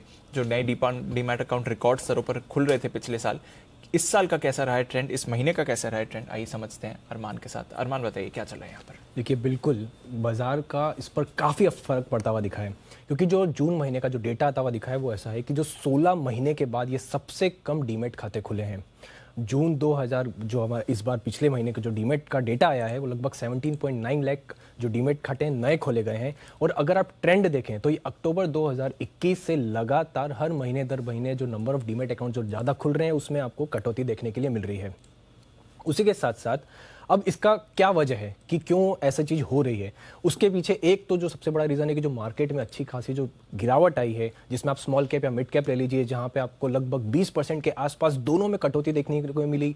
रूस और यूक्रेन का जो युद्ध चल रहा है, कमोडिटी प्राइसेस जो बढ़ रही हैं, उसी के साथ साथ अगर आप देखेंगे कि जो आईपीओ मार्केट में भी जितने भी आईपीओ आए, बहुत कम आईपीओ हैं जो अपने इश्यू प्राइस से अभी ऊपर है, तो उसमें भी लोग निवेशकों ने, नए निवेशकों ने अच्छा खासा पैसा जो है उनका वहां पर फंसा हुआ है। तो उस कारण जो नए निवेशक है उनमें अच्छा खासा थोड़ा एक पैनिक बन चुका है। तो इस कारण जो डीमैट के खाते हैं उसमें लगातार आपको दिख रहा है कि गिरावट दिखती हुई जा रही है। और उसी के साथ साथ अगर नए नहीं आ रहे हैं तो इसलिए वॉल्यूम पर भी आपको दिख रहा है कि वॉल्यूम जो भी है उसमें भी लगातार गिरावट आती रही है।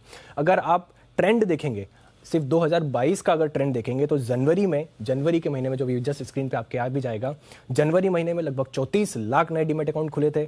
वहां से देखिए फरवरी में 29, फिर 28, फिर 24 और फिर अब मिला के लगभग जो जून में है वो 17.9 आ चुका है। तो लगातार आपको सभी जगह ये जो मार्केट का जो पैनिक है वो डीमैट खातों पर भी आपको फर्क पड़ता हुआ दिख रहा है। इसीलिए जो स्टॉक्स है जैसे angel one, ICI securities, Motilal Oswal, ऐसे जो हैं वहां पर आपको थोड़ा खासा प्रेशर देखने को मिलेगा। तो ये है आपके लिए जो ट्रेंड लगातार गिरते हुए दिख रहा है। साल की शुरुआत में 34 लाख, अब 17 लाख हैं, तो आधे हो गए हैं 6 महीने में। बाजार के ट्रेंड के हिसाब से बढ़ तो रहे ना? हाँ, बढ़ तो रहे हैं। यस सर, बढ़ रहे ना? बिल्कुल सर, बढ़ने उतना ही ठीक है। यस, कम बढ़े ज्यादा बढ़े, बढ़ना चाहिए। कितने तक पहुंच गए सर? 17.9। कितने अकाउंट टोटल? नहीं 18 लाख तो इस महीने। 10 करोड़ प्लस। 10 करोड़ प्लस हो गए। हाँ 10 करोड़ प्लस हो गए। और क्रिप्टो के कितने हैं?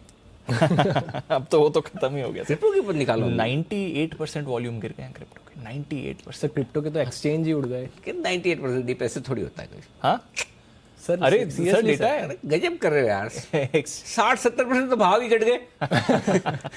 पहले आप एक क्रिप्टो जितने में ट्रेड करते हो 60% तो वैसे ही कम हो गया। अब वो वॉल्यूम को क्यों दोष देना? अब बाकी थोड़े बहुत कम हुए, क्यों चोपड़ा साहब बराबर है कि नहीं? देखिए अनिल जी, लॉकडाउन में एक चीज़ जो हुई, लोग घर पे बैठे थे, कोई विशेष काम नहीं था और कहीं जा नहीं सकते थे, तो एक बहुत बड़ा ट्रिगर था कि लोगों ने खाते खुलवाए। और आज की डेट में बहुत सारे नए ऐप्स आए हैं, वहाँ पर भी हमने देखा बहुत सारी कंपनीज ने जो इमीडिएटली आपका लगभग आप KYC दीजिए और इमीडिएटली अकाउंट खुल जाता है। तो वो जब लोग अब अपने कामों में लग गए हैं और मुझे लग रहा है कि अब एक नेचुरलाइजेशन हो गया है नंबर ऑफ अकाउंट्स में, जो 17 लाख की बात हो रही है। क्योंकि मुझे भी लगभग ब्रोकिंग में बहुत अच्छा खासा ज़माना हो गया है। इतने खाते जो सडनली खुले, हम लोगों ने इतनी कोशिश करी, इतने इवेंट्स किए NSE BSE के साथ देश के कोने कोने में, मगर खाते बहुत मुश्किल से खुलते थे। 3-1 करोड़ 3-3.5 करोड़ का नंबर होता था। ना जाने इन 2 सालों में क्या हुआ कि ये 10 करोड़ पहुँच गए। पर जो भी हुआ अच्छा हुआ। मुझे लगता है कि मार्केट ब्रॉड बेस हो रहा है और रिटेल पार्टिसिपेशन बढ़ रही है, जैसे हम US में या दूसरे देशों में देखते हैं। तो रिटेल पार्टिसिपेशन हमेशा अच्छी है, मगर दुख की बात यह है कि काफ़ी सारे लोग बेचारे फंस गए हैं फ्रेंजी में, और वैल्यूएशन की समझ नहीं थी, तो इस कारण से नए IPOs जो आए वहाँ पे फंस गए, या हायर वैल्यूएशंस पे काफ़ी स्टॉक्स में फंसे हुए हैं। और मुझे लगता है कि एक अरसा लगेगा, समय लगेगा उनको निकलने में, या जब समझ आएगी तब तक शायद कुछ लोग बाजार भी छोड़ चुके होंगे। तो नेचुरलाइजेशन होता है हर एक चीज़ में, रैशनलाइजेशन होता है, तो अच्छी बात है। मैं तो कहूँगा कि अपनी नॉर्मल स्पीड से खुलते रहें, जैसे आपने कहा कि बढ़ रहे हैं, ये अच्छी बात है। तो बढ़ोतरी एक अच्छी चीज़ है, मगर ये जो अननेचुरल बढ़ोतरी जो हमने देखी कि 6-7 करोड़ खाते खुल गए सडनली 2 साल में, वो आप भी जानते हैं, आप भी ब्रोकिंग इंडस्ट्री को बहुत बारीकी से देखते हैं अनिल जी, इतना कुछ मिरेकल ही हुआ है इन 2 सालों में जो इतने लोग जुड़े, मगर काफ़ी उसमें फंस गए हैं और मुझे लगता है बाजार छोड़ भी देंगे। चलिए, तो ये सारा का सारा मामला है। फिलहाल फोकस डीमेट अकाउंट पे करते हुए, चलो अच्छा है, डीमेट अकाउंट तो खुल रहे हैं, नए खुल रहे हैं अभी भी, खुल रहे हैं नए, मतलब 17-18 लाख भी खुल, अच्छा नंबर है सर 17-18 लाख भी, हाँ। जबकि 3-4 महीनों से 5 महीनों से तो लोगों के पैसे नहीं बने। इनफैक्ट इस पूरे साल बनाना मुश्किल ही काम रहा है, बिल्कुल। फिर भी डीमेट अकाउंट खुल तो रहे हैं एटलीस्ट, ये तो एक अच्छी चीज आपके सामने है। आई थिंक वो थोड़े आईपीओ मार्केट के भी सुस्त होने से ना, वहां से थोड़ा एंथुसियाज्म, नए अकाउंट थोड़े वहां से भी आ जाते हैं, करेक्ट, बिल्कुल ठीक बात। चलिए, ये आपके लिए राय इस समय पूरी ब्रोकिंग इंडस्ट्री पर आईसीआईसी सिक्योरिटीज, एक बार इस पर बंसल जी की राय लेना चाहूंगा। बंसल जी, जरा चार्ट्स देखें सर आईसीआईसी सिक्योरिटीज के।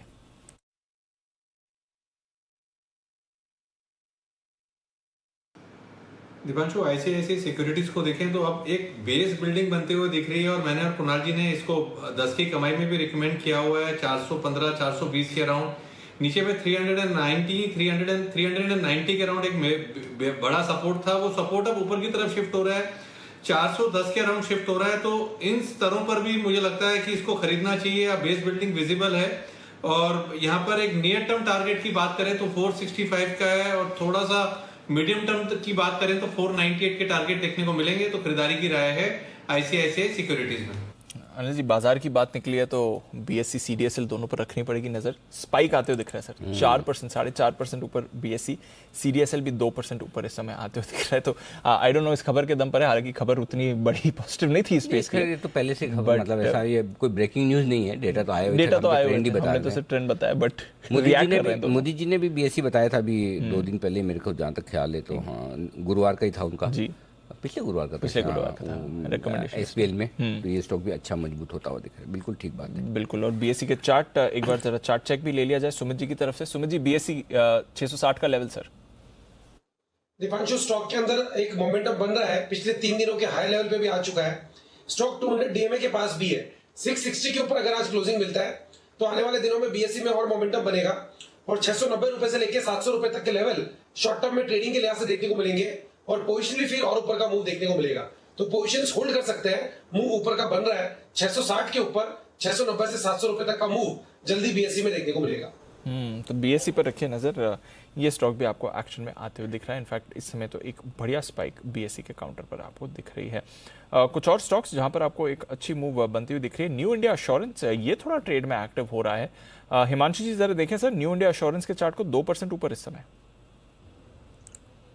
दीपांशु, देखिए काफी पिटा हुआ स्टॉक है अपना, जितना चार्ट में देख पा रहा हूँ ऑल टाइम लोज लगभग 74 रुपए के आसपास है, और स्टॉक उन लोज से बहुत ज्यादा ऊपर नहीं है। तो मेरे हिसाब से अभी ये कोई ऐसा स्टॉक नहीं है कि यहाँ पर खरीदारी की कवायद की जाए। अगर इन लेवल्स के ऊपर 83-85 के ऊपर क्लोजिंग देने में स्टॉक कामयाब होता है तो हो सकता है आने वाले दिनों में एक 92 से 95 तक की रैली देखने को मिले, लेकिन ओवरऑल चार्ट कमजोर है और खरीदारी की कोई सलाह यहाँ पर फिलहाल नहीं है। कोई खरीदारी की सलाह नहीं है, ये है राय आपके लिए न्यू इंडिया एश्योरेंस पर। वागले साहब, एक राय इंडिया बुल्स पर बनती है सर, 95 के लेवल के वापस नीचे आ रहा है। एक रिकवरी इसने अटेम्प्ट करी थी, 97 तक आया था, वापस फिसलकर अब ये 94-95 के लेवल पर। जरा इंडिया बुल्स पर अपनी राय दें वागले साहब। दीपांशु, मैंने पिछली बार भी कहा था मुझे ये स्टॉक 100 क्रॉस करते हुए नहीं लगता है, और अगर इसको स्ट्रेंथ दिखानी है तो 107-108 के ऊपर सस्टेन करना होगा, जो बहुत मुश्किल है। तो जरा भी मार्केट में गिरावट आएगी ये स्टॉक 87-88 तक आएगा। इसका जो प्रायर टॉप 89 का है वो टेस्ट करेगा, शायद ब्रेक भी करेगा, और अगर वो ब्रेक होता है तो 80-81 तक के लेवल्स देखने को मिल सकते हैं। इसमें तेजी नहीं करनी चाहिए। तो ये है आपके लिए इंडिया बुल्स हाउसिंग। कोई एक्शन इस पर बन नहीं रहा है, लगातार गिरावट के ट्रेंड में ही रहा है, और आज भी आपको कमजोर ही होते हुए दिख रहा है। देखते हैं यहाँ से कहाँ जाएगा। एक काउंटर जरूर है M&M फाइनेंस, जो थोड़ा एक्टिव रहा है। आज लीडरशिप नहीं दिखा रहा है, बट अभी भी कंटेंशन में है, एग्जैक्टली 200 के लेवल पर है। कल भी थोड़ा एक्टिव था, इस पूरे हफ्ते यहाँ पर मूव रही है। नितिन जी, कोई राय M&M फाइनेंस के चार्ट पर? सर 204 का वैसे आज हाई इसने छुआ है, बट 200 का लेवल होल्ड कर रहा है इस समय। M&M फाइनेंस का डेटा अभी मेरे पास एग्जैक्टली नहीं है, बट एक निफ्टी पे ट्रेड है, आप बोले तो मैं निफ्टी पे एक ट्रेड देना चाहता हूँ। आइए बिगुल नितिन जी के लिए निफ्टी के निशाने पे आ जाए, लेते हैं उनका निफ्टी का ट्रेड।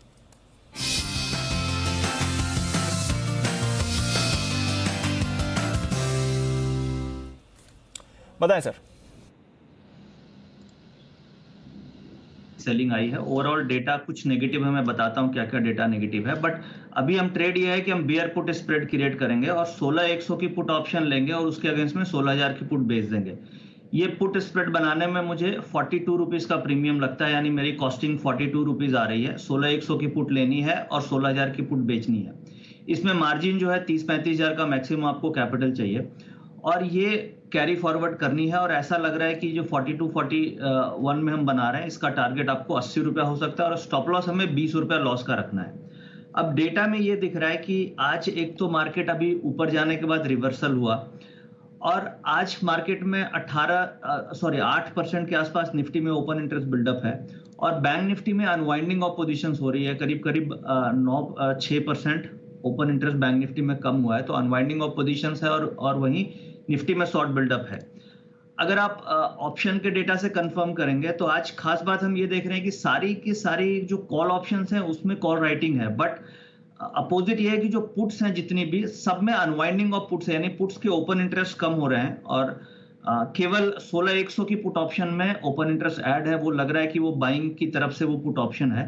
तो ओवरऑल सारा डेटा पॉइंट नेगेटिव दिखा रहा है, इसलिए लग रहा है कि जो परसों एक्सपायरी होगी वो हो सकता है 16,000 के नीचे भी एक्सपायरी हो सकती है, इसलिए इसके हिसाब से हम बेयर पुट स्प्रेड यहाँ पे लेके चलेंगे। बेयर पुट स्प्रेड बन रहा है, 16,100 की पुट खरीदनी है, उसके सामने 16,000 की पुट बेचनी है। बेयर पुट स्प्रेड है 41-42 के लेवल पर ये बन जाएगी, 41-42 के कॉस्टिंग पर बन जाएगी। 80 का लगाना है टारगेट और 20 का होगा आपका स्टॉप लॉस। ये है नितिन जी की तरफ से बेयर पुट स्प्रेड इस समय निफ्टी पर। आइए हिमांशु जी के लिए एक बिगुल, हिटमैन हिमांशु।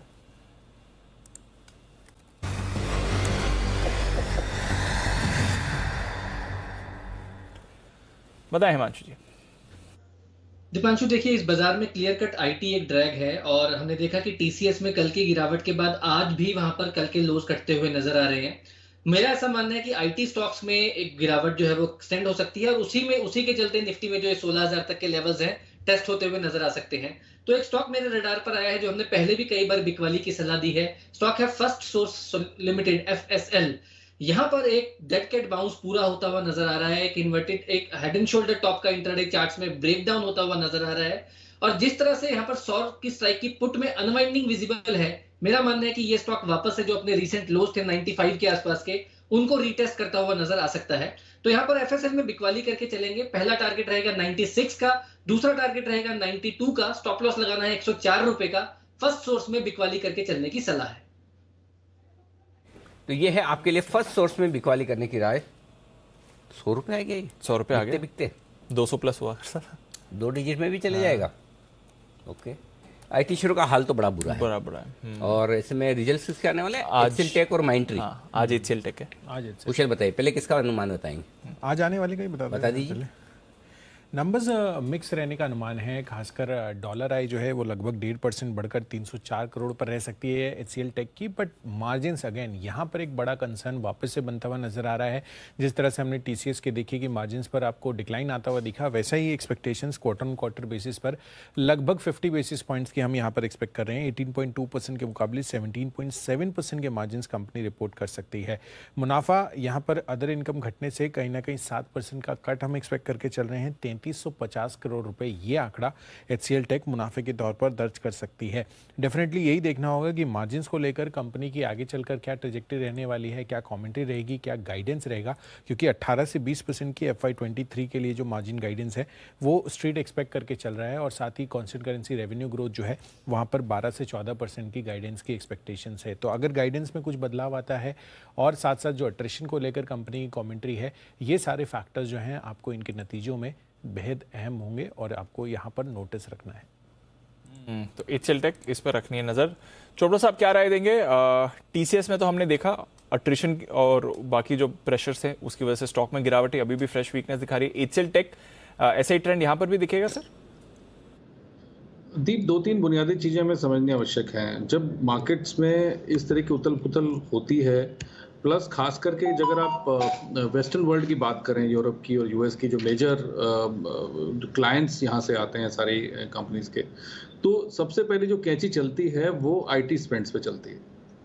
कोई भी एक्सपेंशन हो रहा हो तो खर्चे रोक लिए जाते हैं क्योंकि इन्फ्लेशनरी प्रेशर्स बहुत ज़्यादा है, नंबर 1।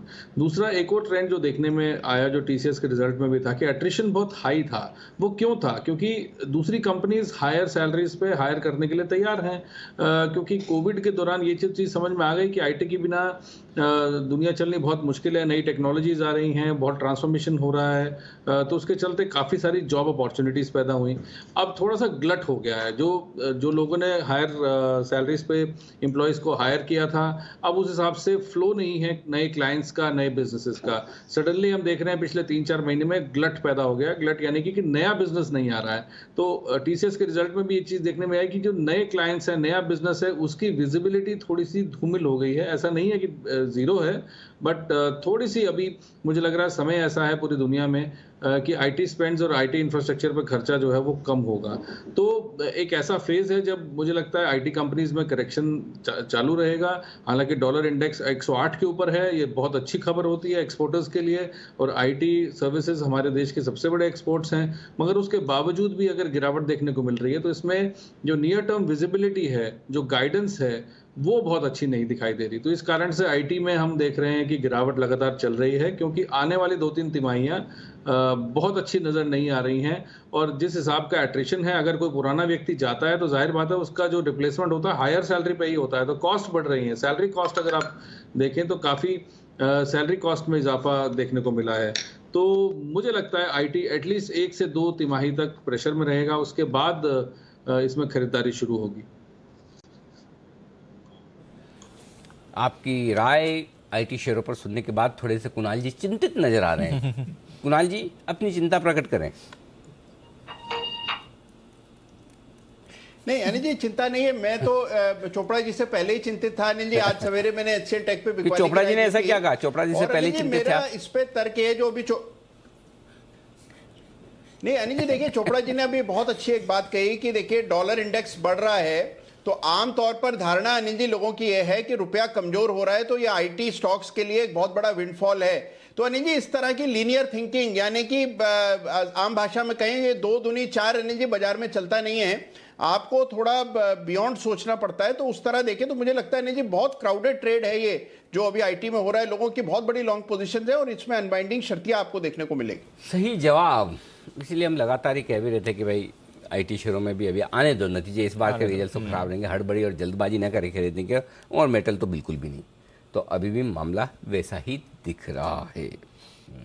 तो आईटी पर तो हमारी नज़र है। माइंडट्री, इसके भी नतीजे आएंगे कल, इस पर भी थोड़ी देर में कुशल से जानेंगे क्या है अनुमान। पर आई उससे पहले कुछ ट्रेडिंग कॉल से तैयार, जय भी जुड़ रहे हैं कैश के ऑप्शन के लिए। उससे पहले बिगुल सुमित का सुपर हिट।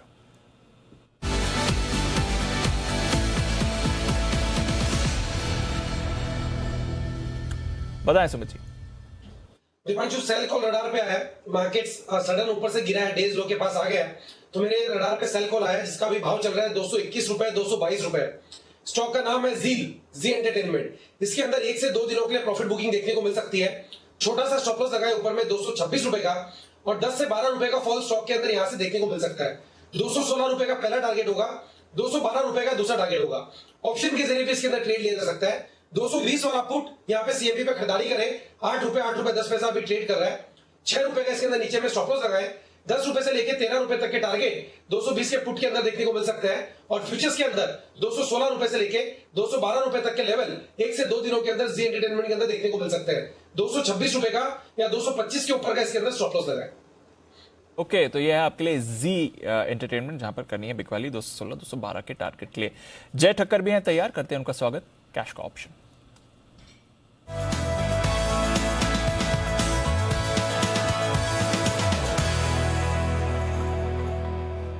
क्या देंगे जय? हाँ, कॉन्ट्रा भी पकड़ लेते हैं जय, वैसे 16,050 की कॉल भी दे सकते हैं, पता नहीं, आप क्या कहेंगे? स्टॉक निफ्टी इतने महंगे बताइए जय।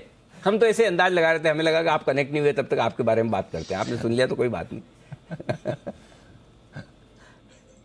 नहीं अनिल जी, सुना मैंने। और अनिल जी, ना स्टॉक है ना निफ्टी है, नोटा बैंक निफ्टी है अनिल जी। अच्छा, बैंक निफ्टी का पुट ऑप्शन खरीदने की सलाह है। मैंने बैंक निफ्टी में। ओके जी, बताइए। तो अनिल जी, यहाँ पे बैंक निफ्टी का आप 35,400 के स्ट्राइक का पुट ऑप्शन खरीदे इन द मनी ऑप्शन, जो करीब अभी 375 पर ट्रेड कर रहा है अनिल जी। इसको खरीदना है, 225 का एक स्टॉप लॉस लगाया 225 का। पहला टारगेट ऊपर में बनेगा 550 का, and second target will be 670। सो 550 670 ये दो टारगेट्स के लिए इन द मनी ऑप्शन खरीदना है बैंक निफ्टी का। बिकॉज अनिल जी, ये देखने मिल रहा है कि हाई लेवल्स पर बैंक निफ्टी पर क्लियरली एक अनवाइंडिंग हमें देखने मिल रही है, लॉन्ग अनवाइंडिंग देखने मिल रही है। और 35,500 पर तो अच्छा खासा ओआई है ही, वो उसके पहले मगर अगर आप देखें तो 35,400 के ऊपर भी नहीं टिक पा रहा है। अगर उसके ऊपर जाए तो 35,500 तक अप्रोच करे और देर आफ्टर आपको ब्रेकआउट देखने मिले। But it's been observe that कि 35,400 का जो लेवल है वो अब एक क्रूशियल या तो क्रिटिकल एक रेजिस्टेंस बन चुका है। और नीचे में मुझे ऐसा लग रहा है कि 35,100 एक इंपॉर्टेंट लेवल है जी, 35,100 टू 35,000। एक्चुअली उसके नीचे आपको एक क्लियर ब्रेकडाउन देखने मिलेगा, but I am anticipating that. मुझे ऐसा लग रहा है कि वो ब्रेकडाउन हो सकता है विद अ हाई प्रोबेबिलिटी। और उसके नीचे पहला जो टारगेट बैंक निफ्टी का निकल कर आ रहा है वो है 34,600 का। सो आई थिंक दैट कि जब तक अब 35,400 के ऊपर बैंक निफ्टी नहीं जाता, 400-500 के ऊपर, तब तक ये जो रेंज है बैंक निफ्टी के नीचे की तरफ ब्रेक हो सकती है, बिकॉज निफ्टी में भी वीकनिंग है। सो 34,600 के मेरे टारगेट है बैंक निफ्टी पर। और अगर वही हिसाब से अगर देखें तो ये जो पुट ऑप्शन है उसमें हमें अच्छी खासी एक अपसाइड देखने मिल सकती है। तो बैंक निफ्टी का पुट खरीदना है, 35,400 का पुट खरीदवा रहे हैं जो इस समय, वहां पर आपको रखनी है नजर यहाँ से और खरीदारी करके चलें, बट पुट खरीदना है। निफ्टी थोड़ा कमजोरी की तरफ आपको मूव करते हुए दिख सकता है। बाजार भी थोड़ा और कमजोर हो रहा है। अब 150 पॉइंट्स का कट आपको निफ्टी दिख रहा है और बैंक निफ्टी भी अब 35,200 के नीचे आते हुए दिखा है। थोड़ी वीकनेस इस समय और बढ़ रही है। पर आइए जानते हैं मल्टीप्लेक्स स्टॉक्स, और यहाँ पर क्यों रखनी है आपको नज़र। अब तो दो ही हैं, उसमें भी अब कंबाइन होकर एक ही होने वाला है, बट क्या एक्शन है यहाँ पर। कुशल है हमारे साथ तैयार बताने के लिए। कुशल बताइए।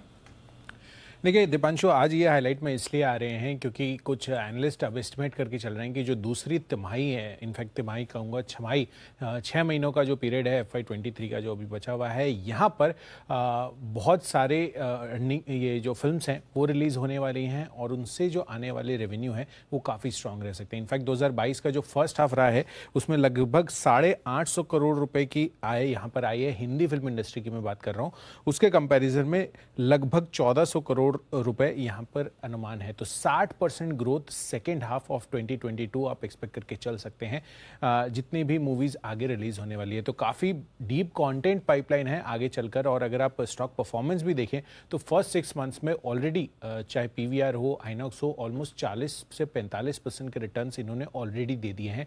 अब डेफिनेटली दोनों मर्ज हो जाएंगी तो स्क्रीन स्पेस बढ़ जाएगा पीवीआर का पर्टिकुलरली, और आगे चलकर यहाँ पर इनकी अच्छी बार्गेनिंग पावर भी रहेगी। और खासकर F&B स्पेस जहां पर इनका काफ़ी अच्छा रेवेन्यू आता है वहां पर भी कंपनी के मार्जिन जो है आपको प्रोटेक्ट होती हुई नज़र आ सकती हैं। तो डेफिनेटली यहां पर नज़र रखिए। और जो कंटेंट पाइपलाइन की मैं बात कर रहा था वो काफ़ी ज़्यादा जो है एट लेंथ आती हुई नज़र आ रही है। लगभग 9 ऐसी फिल्में हैं जो सेकेंड हाफ ऑफ 2022 रिलीज़ होने वाली है और बड़ी स्टार कास्ट यहाँ पर है। तो उसको ध्यान में रखते हुए अगर आप देखें तो कहीं ना कहीं अच्छी कंटेंट पाइपलाइन, आगे आने वाला मर्जर और उसके साथ साथ F&B स्पेस में कंपनी की जो बादशाहत है वो आगे चलकर बहुत अच्छी रह सकती है।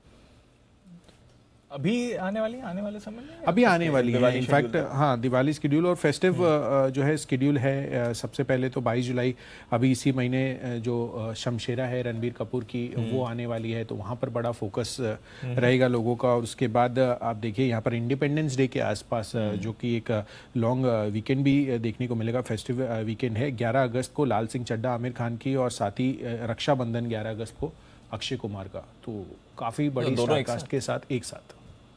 और रक्षाबंधन वैसे कब है? 11 अगस्त, 11-12 अगस्त आई थिंक तभी है, उसी वीकेंड में, उसी लंबे वीकेंड में, उसी वीक में। ओके, तो ढेर सारी फिल्में आ रही है, ढेर सारी फिल्में, बहुत सारी। और वैसे भी जो आ रही फिल्में वो बिजनेस भी अच्छा ही कर रही हैं। शमशेरा का तो ऐड बहुत आजकल वो क्रिकेट वाले मैचेस के बीच में आ रहा है। बिल्कुल, हाँ वो भी मैंने देखा है। तो चलिए बढ़िया। तो ढेर सारी फिल्में। कल बंसल जी ने पिक ऑफ द वीक में भी कहा था। किसने? PVR pick of the Bansal ji week कल बंसल जी की थी 2065 के टारगेट। बंसल जी आपकी पिक तो पता है, मूवी कौन सी पिक करेंगे आप?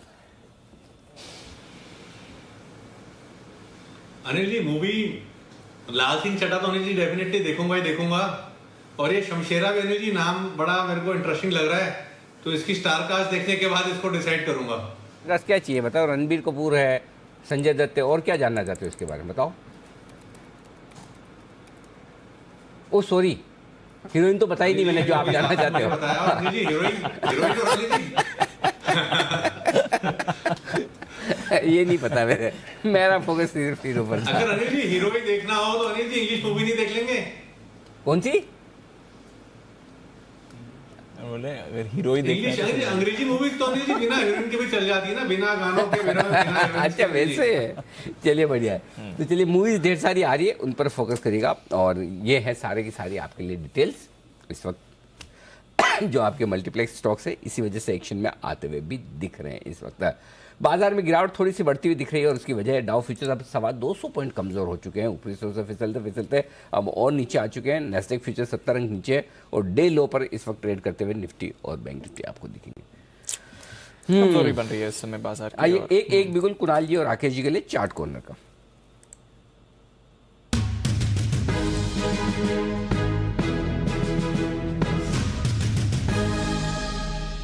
बताएं सर।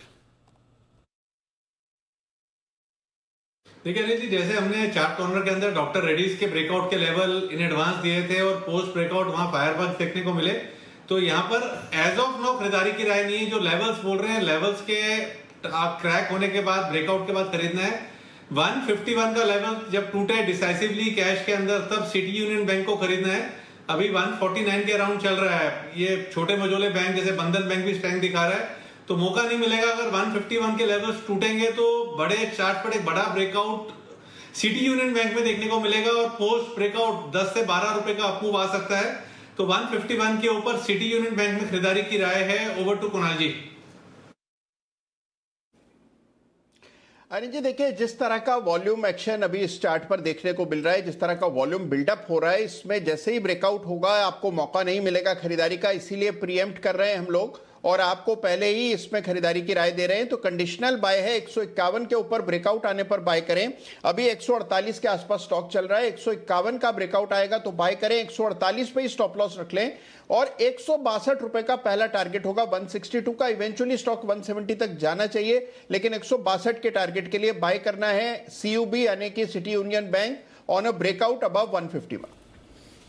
सिटी यूनियन बैंक करके चलें खरीदारी, इस पर राय आ रही है राकेश जी कुणाल जी के। आज सुबह सिताज जी के भी रेडार पर था, उन्होंने भी खरीदारी की राय दी थी। सुपर सिट में 160 के ट्रेडिंग टारगेट्स, 180 के पोजिशनल टारगेट्स के लिए सिताज जी को भी पसंद था। तो सिटी यूनियन बैंक ये मूव आपको अब करते हुए दिखेगा।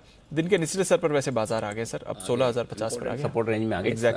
16,050 निफ्टी का और बैंक निफ्टी का 34,925, 35,125 एग्जैक्टली उस रेंज में आ गए। तो अब ये पहला 35,125, उसके बाद 35,000, 35,025 के आसपास और तीसरा 34,925 के सपोर्ट लेवल है। देखते हैं तीनों में से कौन से सपोर्ट पर उठता है। निफ्टी में 16,050, 16,000 और 15,975 ये 3 सपोर्ट लेवल है आगे के, जिसके आसपास पहुंचते हुए दिख रहे हैं। आइए सुमित जी के लिए बिल्कुल, सुमित सुपरहिट।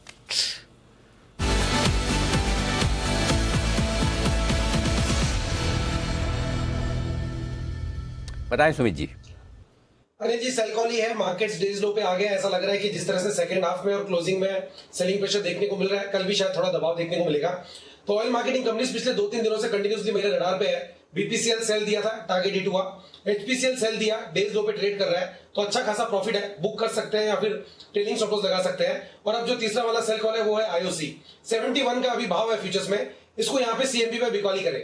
आईओसी का स्ट्रक्चर भी वीक है, आईओसी के अंदर भी बिकवाली देखने को मिल रहा है। 68 रुपया, 65 रुपया, ये लेवल नीचे में 1 से 2 दिनों के अंदर आईओसी में देखने को मिल सकते हैं। और बहुत छोटा सा स्टॉप लॉस लगाना है, 73 रुपया, 73 का स्टॉप लॉस आईओसी में लगा के यहाँ पे सीएमपी पे बिकवाली करना है। नीचे के अंदर 68 रुपए से लेके 65 रुपए तक के लेवल आईओसी में देखने को मिल सकते हैं। ऑप्शन के जरिए भी ट्रेड लिया जा सकता है। 71 का put at the money strike price का अभी खरीदारी करना है, 2 रुपए पे ट्रेड कर रहा है। ₹1.25 इसके अंदर नीचे में स्टॉप लॉस लगाना है। ऊपर में ₹3 से लेकर ₹4 तक के टारगेट आईओसी के 71 के पुट के अंदर देखने को मिल सकते हैं और फ्यूचर्स में 68 से ₹65 तक के लेवल 1 से 2 दिनों में आईओसी में देखने को मिलने चाहिए। ओके, तो ये राय आपके लिए। इस बीच बैंक निफ्टी भी 35,100 डे लो पर आता हुआ दिख रहा है। 35,180-90 के आसपास जय ने आपको यहाँ पर पुट ऑप्शन खरीदने की भी राय दी थी। नितिन जी ने भी 16,090 के आसपास आपको पुट ऑप्शन लेने की राय दी थी। 16,100 और 16,000 का बेचने की, ₹41 में ये बनाना था, वो भी अच्छा खासा मुनाफे में आता हुआ दिख रहा है। आइए अगला बिल्कुल जय के लिए, जय का जैकपॉट।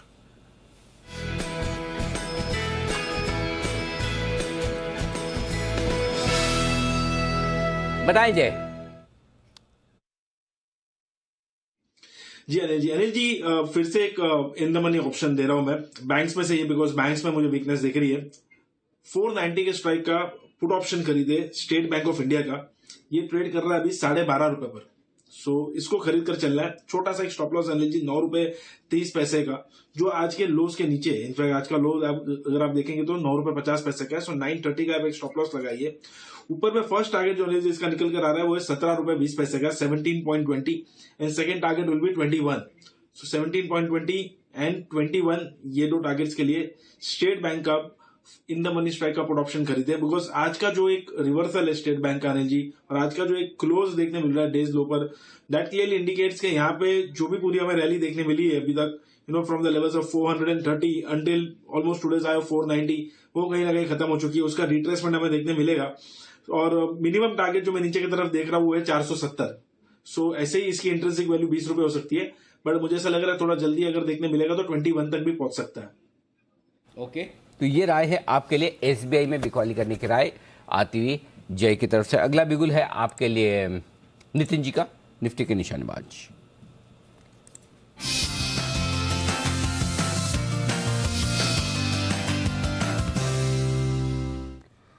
बताएं नितिन जी।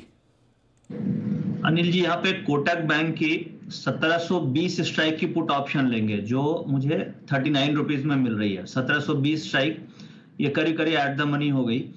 और आज जैसे बैंक निफ्टी में सेलिंग आ रही है, कोटक बैंक में हाईएस्ट ओपन इंटरेस्ट एडिशन है करीब 4.5 से 5%, और मुझे लग रहा है कि कोटक बैंक 1700 के नीचे जाना चाहिए। तो उसको देखते हुए जो हम 38-39 में ले रहे हैं, इसका टारगेट आपका ₹65 का हो सकता है। और स्टॉप लॉस आप ₹30 रखें आज डे लो का। डे लो ₹31 है, तो ₹7-8 का रिस्क रख रहे हैं। ₹30 का स्टॉप लॉस होगा और ₹65 का टारगेट होंगे। 1720 की कोटक बैंक की पुट ऑप्शन। ओके, तो ये आपके लिए कोटक बैंक पुट ऑप्शन खरीद कर चलें। 1730 की पुट आपको खरीदनी है। 1720 मास्क कीजिएगा, 1720 की पुट खरीदिए 39 के लेवल पर। टारगेट 65, स्टॉप लॉस 30 का रहेगा। बाजार डेज दो पर 1% का कट आ रहा है। आई समझते हैं अनिल जी से कि चल क्या रहा है बाजार में और आपको क्या करना है इस समय, मार्केट स्ट्रैटेजी।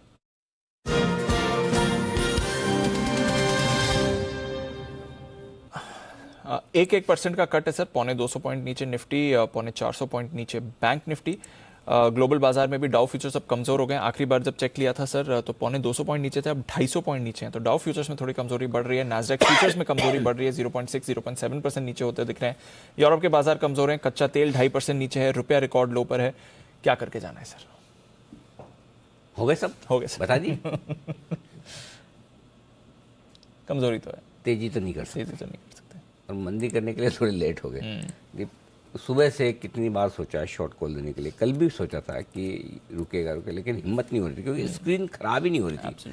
अब वो ये कि स्क्रीन हम चाहें कि 9:30 खराब हो जाए, लेकिन स्क्रीन को 2:30 बजे होना तो 2:30 बजे होगी। बिल्कुल, यू नेवर नो एक्चुअली। वही वाली बात है कि दिख रहा है सारे फैक्टर्स हैं, ऊपर टिकना मुश्किल है। इसलिए मैं सुबह से बोल भी रहा हूँ, थोड़ा कन्फ्यूजन वाला माहौल भी है। 60% चांस से नीचे जाना भी चाहिए, लग भी रहा है।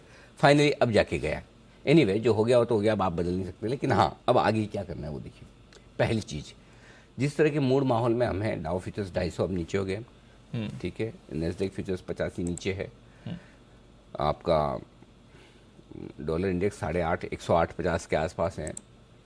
बॉन्ड यील्ड 3% के आसपास है सब जगह तो। और हमारा रुपया भी आज फिर से लाइफ टाइम लो पे है। कच्चा तेल 105 के आसपास है। ये तो तेजी करने का तो कोई कारण है नहीं। सिर्फ एक ही कारण हो सकता है कि हम 16,000-16,050 के इंपॉर्टेंट सपोर्ट लेवल पर आ गए तो यहाँ कर लें तेजी, ये आप सोच सकते हो। राइट, नहीं कल करेंगे ना। अच्छा, अगर इन सब के खुल के क्या ज़्यादा, 100 पॉइंट ऊपर खुल जाएगा, इससे ज़्यादा क्या है, कोई बात नहीं, तब देख लेंगे। देखो, कल आपका मार्केट ये डिसाइड कर देगा कि पहले इसको 15,800 आना है या वापस 15,200 जाना है, 16,200 आना है। करेक्ट। अगर कल 16,000 के नीचे खुल के टिकेंगे, आप 15,800 850 पे जाकर अपना करेक्शन पूरा करके फिर वहाँ से रिव्यू करेंगे कि वापस तेजी बननी है 16,600 के आसपास तक की, 16,700 के आसपास तक की या नहीं। अगर वहाँ रुके तो वो हो जाएगा। ओके। और अगर नहीं और कल ही हम चल पड़े तो 16,200 16,300 की तरफ बढ़ेंगे और वहाँ से फिर हम देखेंगे क्या करना है। सो इसलिए नई फ्रेश पोजीशन तेजी या मंदी की बनाने की राय आज के लिए नहीं है। क्लियर है। बैंक निफ्टी ऐसा भी बंद नहीं हो रहा है कि जो आपको लगे कि मेरे स्टॉप लॉस ट्रिगर हो गए लॉन्ग साइड पे 34,900 का है, उससे दूर है। और ऐसा भी माहौल नहीं कि जो आप लॉन्ग करके जाएं। तो न्यूट्रल होकर जाने में समझदारी। अगर आपकी लॉन्ग पोजीशन है, शॉर्ट पोजीशन है, एक सूटेबल पुट या कॉल लेकर आप एज करें। 15,800 का पुट खरीदें, ठीक है। 33,500 का पुट खरीदें, 500 पॉइंट दूर का ही खरीदना पड़ेगा, उसके अलावा कोई चांस नहीं बैंक निफ्टी में। शॉर्ट हैं तो आप 16,200 का कॉल खरीदें, 35,400 या 35,500 का खरीदें, हेज करें। लंबी रेंज वाला खरीदना पड़ेगा, ये डेटा दिखा रहे, क्योंकि कल एक बड़ा मूव आने की संभावना बनती है, इसलिए फिर आपको थोड़ा सा पोजीशन लिमिट में रख के जाना चाहिए। रिस्क मैनेजमेंट बनाएं बजाय इसके कि डायरेक्शन का अंदाजा लगाने का। ये बात है, ठीक है सर।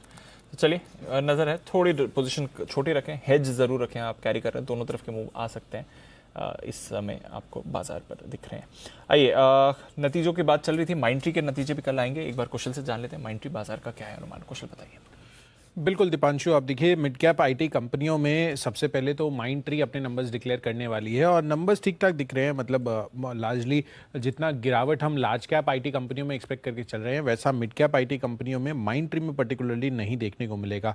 डॉलर आय लगभग 4% बढ़कर 39.9 करोड़ पर रह सकती है और स्पेसिफिकली यहाँ पर जो इनके बड़े क्लाइंट्स हैं वहाँ पर अच्छी ग्रोथ एक्सपेक्टेड है। और साथ साथ आप देखिए यहाँ पर जो इनके वर्टिकल्स हैं, खासकर ट्रैवल वर्टिकल्स, वहाँ पर कंपनी अच्छी ग्रोथ दिखा सकती है। इसका क्लियर कट इम्पैक्ट कंपनी के डॉलर आय पर तो होगा ही, साथ ही कंपनी के अगर आप कामकाजी मुनाफा भी देखें तो लगभग 4.5% की ग्रोथ वहाँ पर भी एक्सपेक्टेड है। और मार्जिन्स के लिहाज से बहुत ज़्यादा डिप यहाँ पर हम एक्सपेक्ट नहीं कर रहे हैं। 18.7% के मार्जिन्स कंपनी रिपोर्ट करेगी, 19% पिछले तिमाही में इन्होंने रिपोर्ट किया था। मुनाफे के लिहाज से ऑलमोस्ट स्टेबल क्वार्टर रहने वाला है, 475 करोड़, पिछली बार 473 करोड़ था, तो बहुत ज़्यादा बदलाव मुनाफे में भी नहीं है। तो लार्जली नंबर स्टेबल रहने की उम्मीद है। वो अब मार्जिन्स में ही देखना होगा कि कितना कट आता है और अगर स्टेबल रहती है तो काफ़ी अच्छा सरप्राइज होगा। तो ये है आपके लिए माइंडट्री पर इस समय कल का अनुमान। देखते हैं कैसे आते हैं नतीजे। और आज ऑफ कोर्स HCL टेक यहाँ पर कैसे रहेंगे नतीजे, कल करेंगे ये रिएक्ट। पर आइए, जाने से पहले कुछ फाइनल कॉल्स लेते हैं। एक बिगुल सुमित जी के लिए, सुमित का सुपर हिट।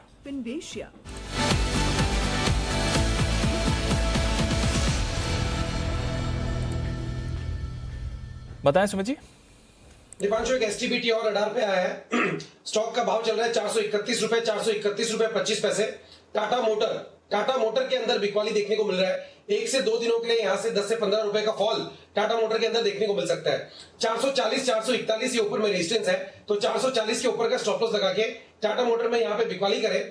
कल मेरे को लग रहा है कि स्टॉक के अंदर नीचे में 421 रुपए से लेके 415 रुपए तक के लेवल टाटा मोटर में देखने को मिल सकते हैं। तो 1 से 2 दिनों के लिए बिकवाली करें। 440 के ऊपर का स्टॉप लॉस, 421 और 415 ये टारगेट टाटा मोटर में देखने को मिल सकते हैं। ओके, तो 421 415 के टारगेट्स के लिए टाटा मोटर्स में करें बिकवाली। ये है आपके लिए सुमित जी की तरफ से राय। ये भी एक काउंटर है जो रेडार में रहना चाहिए। हाई बीटा श्री सीमेंट, एक बार जल्दी से इसको पुल अप करते हैं। एक वर्टिकल स्पाइक श्री सीमेंट में आपको आते हुए दिख रहा है। ज़्यादा एक्टिवली रहता नहीं है हम बाजार के रेडार पर, बट अभी एक वर्टिकल स्पाइक आया श्री सीमेंट में। कुछ तो इस काउंटर में चल रहा है, जरा इस पर रखेंगे नजर। जरा स्पॉट के लेवल्स, फ्यूचर्स नहीं, जरा स्पॉट पुल अप करिए श्री सीमेंट का। कुछ तो वहां पर आपने एक्शन मूव होते हुए दिखा है और एक बड़ा स्पाइक अभी स्क्रीन पर श्री सीमेंट के आते हुए दिखा है। देखो, फ्यूचर्स और स्पॉट में बड़ा अंतर है इस समय, बड़े प्रीमियम पर आपको स्पॉट इस समय दिख रहा है, बट एक वर्टिकल स्पाइक आया है। कुणाल जी जरा देखें श्री सीमेंट, ज्यादा हम डिस्कस नहीं करते हैं, बट फ्यूचर्स और स्पॉट में लगभग 800 850 रुपए का फर्क दिख रहा है। और कैश में देखिए सर 3% का स्पाइक, हालांकि फ्यूचर्स 1% नीचे है इस समय। बिल्कुल ठीक कह रहे हैं दीपांशु, एक बड़ा गैप ओपन होते हुए दिख रहा है फ्यूचर और कैश के बीच में, और कैश का चार्ट काफी सुधरा है और कैश के चार्ट पर अगर आप देखें तो एक ब्रेकआउट भी आता हुआ दिख रहा है, एक कैंडलस्टिक पैटर्न भी बन रहा है जिसको 3 राइजिंग मेथड पैटर्न कहते हैं, और इसके बूते पर बहुत संभावना है कि आपको 21,500 के लेवल्स स्टॉक में देखने को मिलेंगे। तो अगर आप कैश में बाय कर सकते हैं तो मेरी राय में बाय करके चलना चाहिए। 21,500 का टारगेट होगा, 19,500 के आसपास स्टॉप लॉस रखना चाहिए। कल एक्स डिविडेंड होगा ये, बट वो 45 रुपए का डिविडेंड है, तो आई डोंट नो ये आज इतना बड़ा फर्क कैसे आ रहा है। 850 रुपए का ऑलमोस्ट अभी थोड़ी देर पहले फर्क आपको दिख रहा था, बट कल एक्स डिविडेंड होगा। 45 रुपए का ही डिविडेंड एडजस्टमेंट कल के लिए दिखा रहा है, बट श्री सीमेंट इस पर आप रखिए नजर। ओके, और एक और कॉल हिमांशु जी की तरफ से, क्योंकि आखिर 3 मिनटों में बिगुल बजाने की परंपरा है नहीं जी। हिमांशु जी, बिना बिगुल के भी आपका टारगेट हिट हो जाएगा? अरे जी लगता तो है हो जाएगा। हाँ, तो फिर दे दो, नहीं तो बाद में हिमांशु जी बोले बिगुल नहीं बजा इसलिए टारगेट हिट नहीं हुआ। तो पहले सोच समझ के दें, बताएं sir. Anil ji, Bharat electronics BEL, यहाँ पर मुझे लगता है कि थोड़ी सी प्रॉफिट बुकिंग आती हुई नजर आ सकती है। डेरिवेटिव डेटा में 230 और 220 दोनों की ही स्ट्राइक की पुट्स में अनवाइंडिंग देखने को मिली है। मुझे लगता है कि ये स्टॉक कहीं ना कहीं 220 रुपए तक के लेवल्स को तरफ सपोर्ट टेस्ट करता हुआ नजर आ सकता है। तो ऑप्शन स्ट्रेटजी लेंगे अनिल जी, यहाँ पर 230 के स्ट्राइक की पुट ऑप्शन खरीदेंगे। 6.5 रुपए के आसपास के लेवल्स हैं। यहाँ पर स्टॉप लॉस लगाएंगे हम 4 रुपए 80 पैसे का, टारगेट रखेंगे 8.5 रुपए का और 10 रुपए का। BEL की 230 की स्ट्राइक की पुट ऑप्शन में BTST करके चलने की सलाह है। ओके, BEL इसकी 230 की पुट खरीदें, यह है आपके लिए राय हिमांशु जी की तरफ से। एंड में हमने काफी कमजोरी होती है दिख रही है, 16,050 के नीचे आपको निफ्टी भी आते हुए दिखाए। श्री सीमेंट एक स्पाइक आया था, आई डोंट नो कोई पर्टिकुलर वजह, कल ऑफ कोर्स डिविडेंड एडजस्टमेंट है, बट 45 रुपए का ये। NTPC सुबह से एक्टिव है, Coal India, Adani Ports, Hero MotoCorp, Bajaj Finance, Bajaj Auto, भारतीय एयरटेल। रिलायंस इंडस्ट्रीज एकदम सपाट था, ना ऊपर ना नीचे, बट गिरावट आई है आज ऑटो में, गिरावट आई आज मेटल्स में, और गिरावट आई है एक बार फिर से IT में। आइशर मोटर्स 3-3.25% नीचे, हिंडाल्को 3% नीचे, इन्फोसिस 2.5% की गिरावट, BPCL, Tata Motors, HCL Tech नतीजों से पहले, ब्रिटानिया, HUL, साथ ही Titan, Kotak Bank, M&M, Asian Paints, IndusInd, Tata Consumer, HDFC Life, इन सभी स्टॉक्स में आपने बड़ी वीकनेस देखी है। इनफैक्ट 43 निफ्टी स्टॉक्स आपको नेगेटिव टेरिटरी में क्लोज होते हुए दिख रहे हैं, सिर्फ 7 ही स्टॉक्स से जहां पर बढ़त रही। वायदा कारोबार की तरफ आए तो again oil and gas, metals, IT और बैंक्स, यहीं पर आपने सबसे ज्यादा गिरावट देखी है। NMDC, HPCL, first source, RBL Bank, Intellect Design, Chola Investment, Piramal, IB Housing, ये सारे आपके लिए स्टॉक्स फिसले हैं। ICICI Lombard, Samvardhana Motherson, IOC जिस पर अभी सुमित जी की सेल कॉल आई थी, Doctor Lal, Petronet, Info Edge, Manappuram, JK Cement, Aarti Industries, ये सारे काउंटर्स आज काफी कमजोर ट्रेड में रहे। इंडस टावर्स लगातार दूसरे दिन वायदा कारोबार का टॉप गेनर, आज भी 3.5-4% ऊपर। डिक्सन टेक में अच्छी मूव, रियल एस्टेट स्टॉक्स में थोड़ा एक्शन, स्पेशली ओबरॉय रियल्टी, थोड़ी खरीदारी हमने DLF में भी बनती हुई देखी। NBC, MCX, PI industries, Mindtree और परसिस्टेंट दोनों में थोड़ी एक्टिविटी रही। M&M फाइनेंस, कैनफिन होम्स, ये दोनों एक्टिव थे, और साथ ही BHEL, यहाँ पर आपने थोड़ी बहुत खरीदारी आती हुई देखी, थोड़ा एक्टिव ये काउंटर भी था। सीमेंट स्टॉक्स में अंत में थोड़ा एक्शन जरूर हमने बनते हुए देखा, और कुछ और काउंटर्स कैश में, जैसे ITI जो टेलीकॉम उपकरण बनाने वालों के लिए अच्छी खबर आई है, KRBL, इंडियन बैंक, इसके साथ ही EID पैरी, गोदरेज इंडस्ट्रीज, तेजस नेटवर्क आखिरी मिनटों में तेजी से 6% हो गया। दिन भर इतना मजबूत नहीं था, लेकिन पिछले कुछ मिनटों में देखिए जरा दिन वाला चार्ट होगा तो आप देखिए एकदम लास्ट मोमेंट पे ही बड़े तेजी से भाग गए। कुछ शेयर उसमें से तेजस भी शामिल होता हुआ दिख रहा। हाँ, ये प्रोविजनल क्लोजिंग 16,037, 178 अंक नीचे। निफ्टी बैंक 399 अंक नीचे, 35,075 और 555 अंक नीचे। सेंसेक्स थोड़ी ऊपर आएगी, क्लोजिंग 16,050 के आसपास निफ्टी होना चाहिए। 35,100-125 की रेंज में बैंक निफ्टी होना चाहिए, 100 के आसपास होना चाहिए, इससे ज़्यादा नहीं होगा शायद। आइए देखते कहाँ होती है इनकी क्लोजिंग। फाइनल क्लोजिंग जैसे हमने कहा 16,050 के थोड़ा ऊपर होनी चाहिए, 16,058 है, और 35,125 के आसपास होनी चाहिए बैंक निफ्टी की क्लोजिंग, एग्जैक्टली 35,132 पे थी। तो बिल्कुल वही लेवल के आसपास फाइनल क्लोजिंग। 157 अंकों का नुकसान निफ्टी, 337 अंक नीचे बैंक निफ्टी, और 508 अंक नीचे सेंसेक्स बंद होता हुआ, 1% के आसपास का नुकसान। और इससे याद आया डॉलर और इसका दाम यूरो का सेम हो गया ऑलमोस्ट। हाँ, ऑलमोस्ट एक डॉलर और यूरो, नहीं रुपी नहीं, डॉलर यूरो की प्राइस अगर आप ला सके तो दोनों एक हो गया, बिल्कुल एक, एग्जैक्टली 1:1। हाँ, जब आप $1 के बदले में €1 खरीद सकते हैं, €1 से मतलब यूरो डॉलर का, जैसे हमें $1 खरीदना हो तो ये 79.5 लगेगा, 80 रुपये करीबन लगेंगे। वहाँ पर यूरो से अगर आपको डॉलर खरीदना तो 1 यूरो में $1 मिलेगा। एक ज़माने में 45-65 होता था, मतलब 45 का डॉलर और 65-70 का यूरो। बहुत मतलब यूरो बहुत डेप्रिशिएट हो गया, बहुत ज़्यादा, डॉलर बड़ा मजबूत हो गया। इसके कहने का मतलब है ये। आइए विदा लेने का वक्त। 79-70 फिर से बढ़ गया दीप। नहीं ये रुपी यूरो। हाँ ये रुपी यूरो। मैंने कहा अभी तो 79-60 देखा था। हाँ डॉलर हमारा 79-60 है। 231 पॉइंट नीचे डाउ फ्यूचर्स है, 73 पॉइंट नीचे नेस्डेक फ्यूचर्स है। बंद करते हैं, खत्म। थैंक यू, बस ओके। कुणाल जी, राकेश जी, वागले साहब, चोपड़ा साहब, सुमित जी, जय ठक्कर साहब, नितिन जी और हिमांशु जी, सबका बहुत बहुत शुक्रिया साथ देने के लिए। कल सुबह होगी मुलाकात।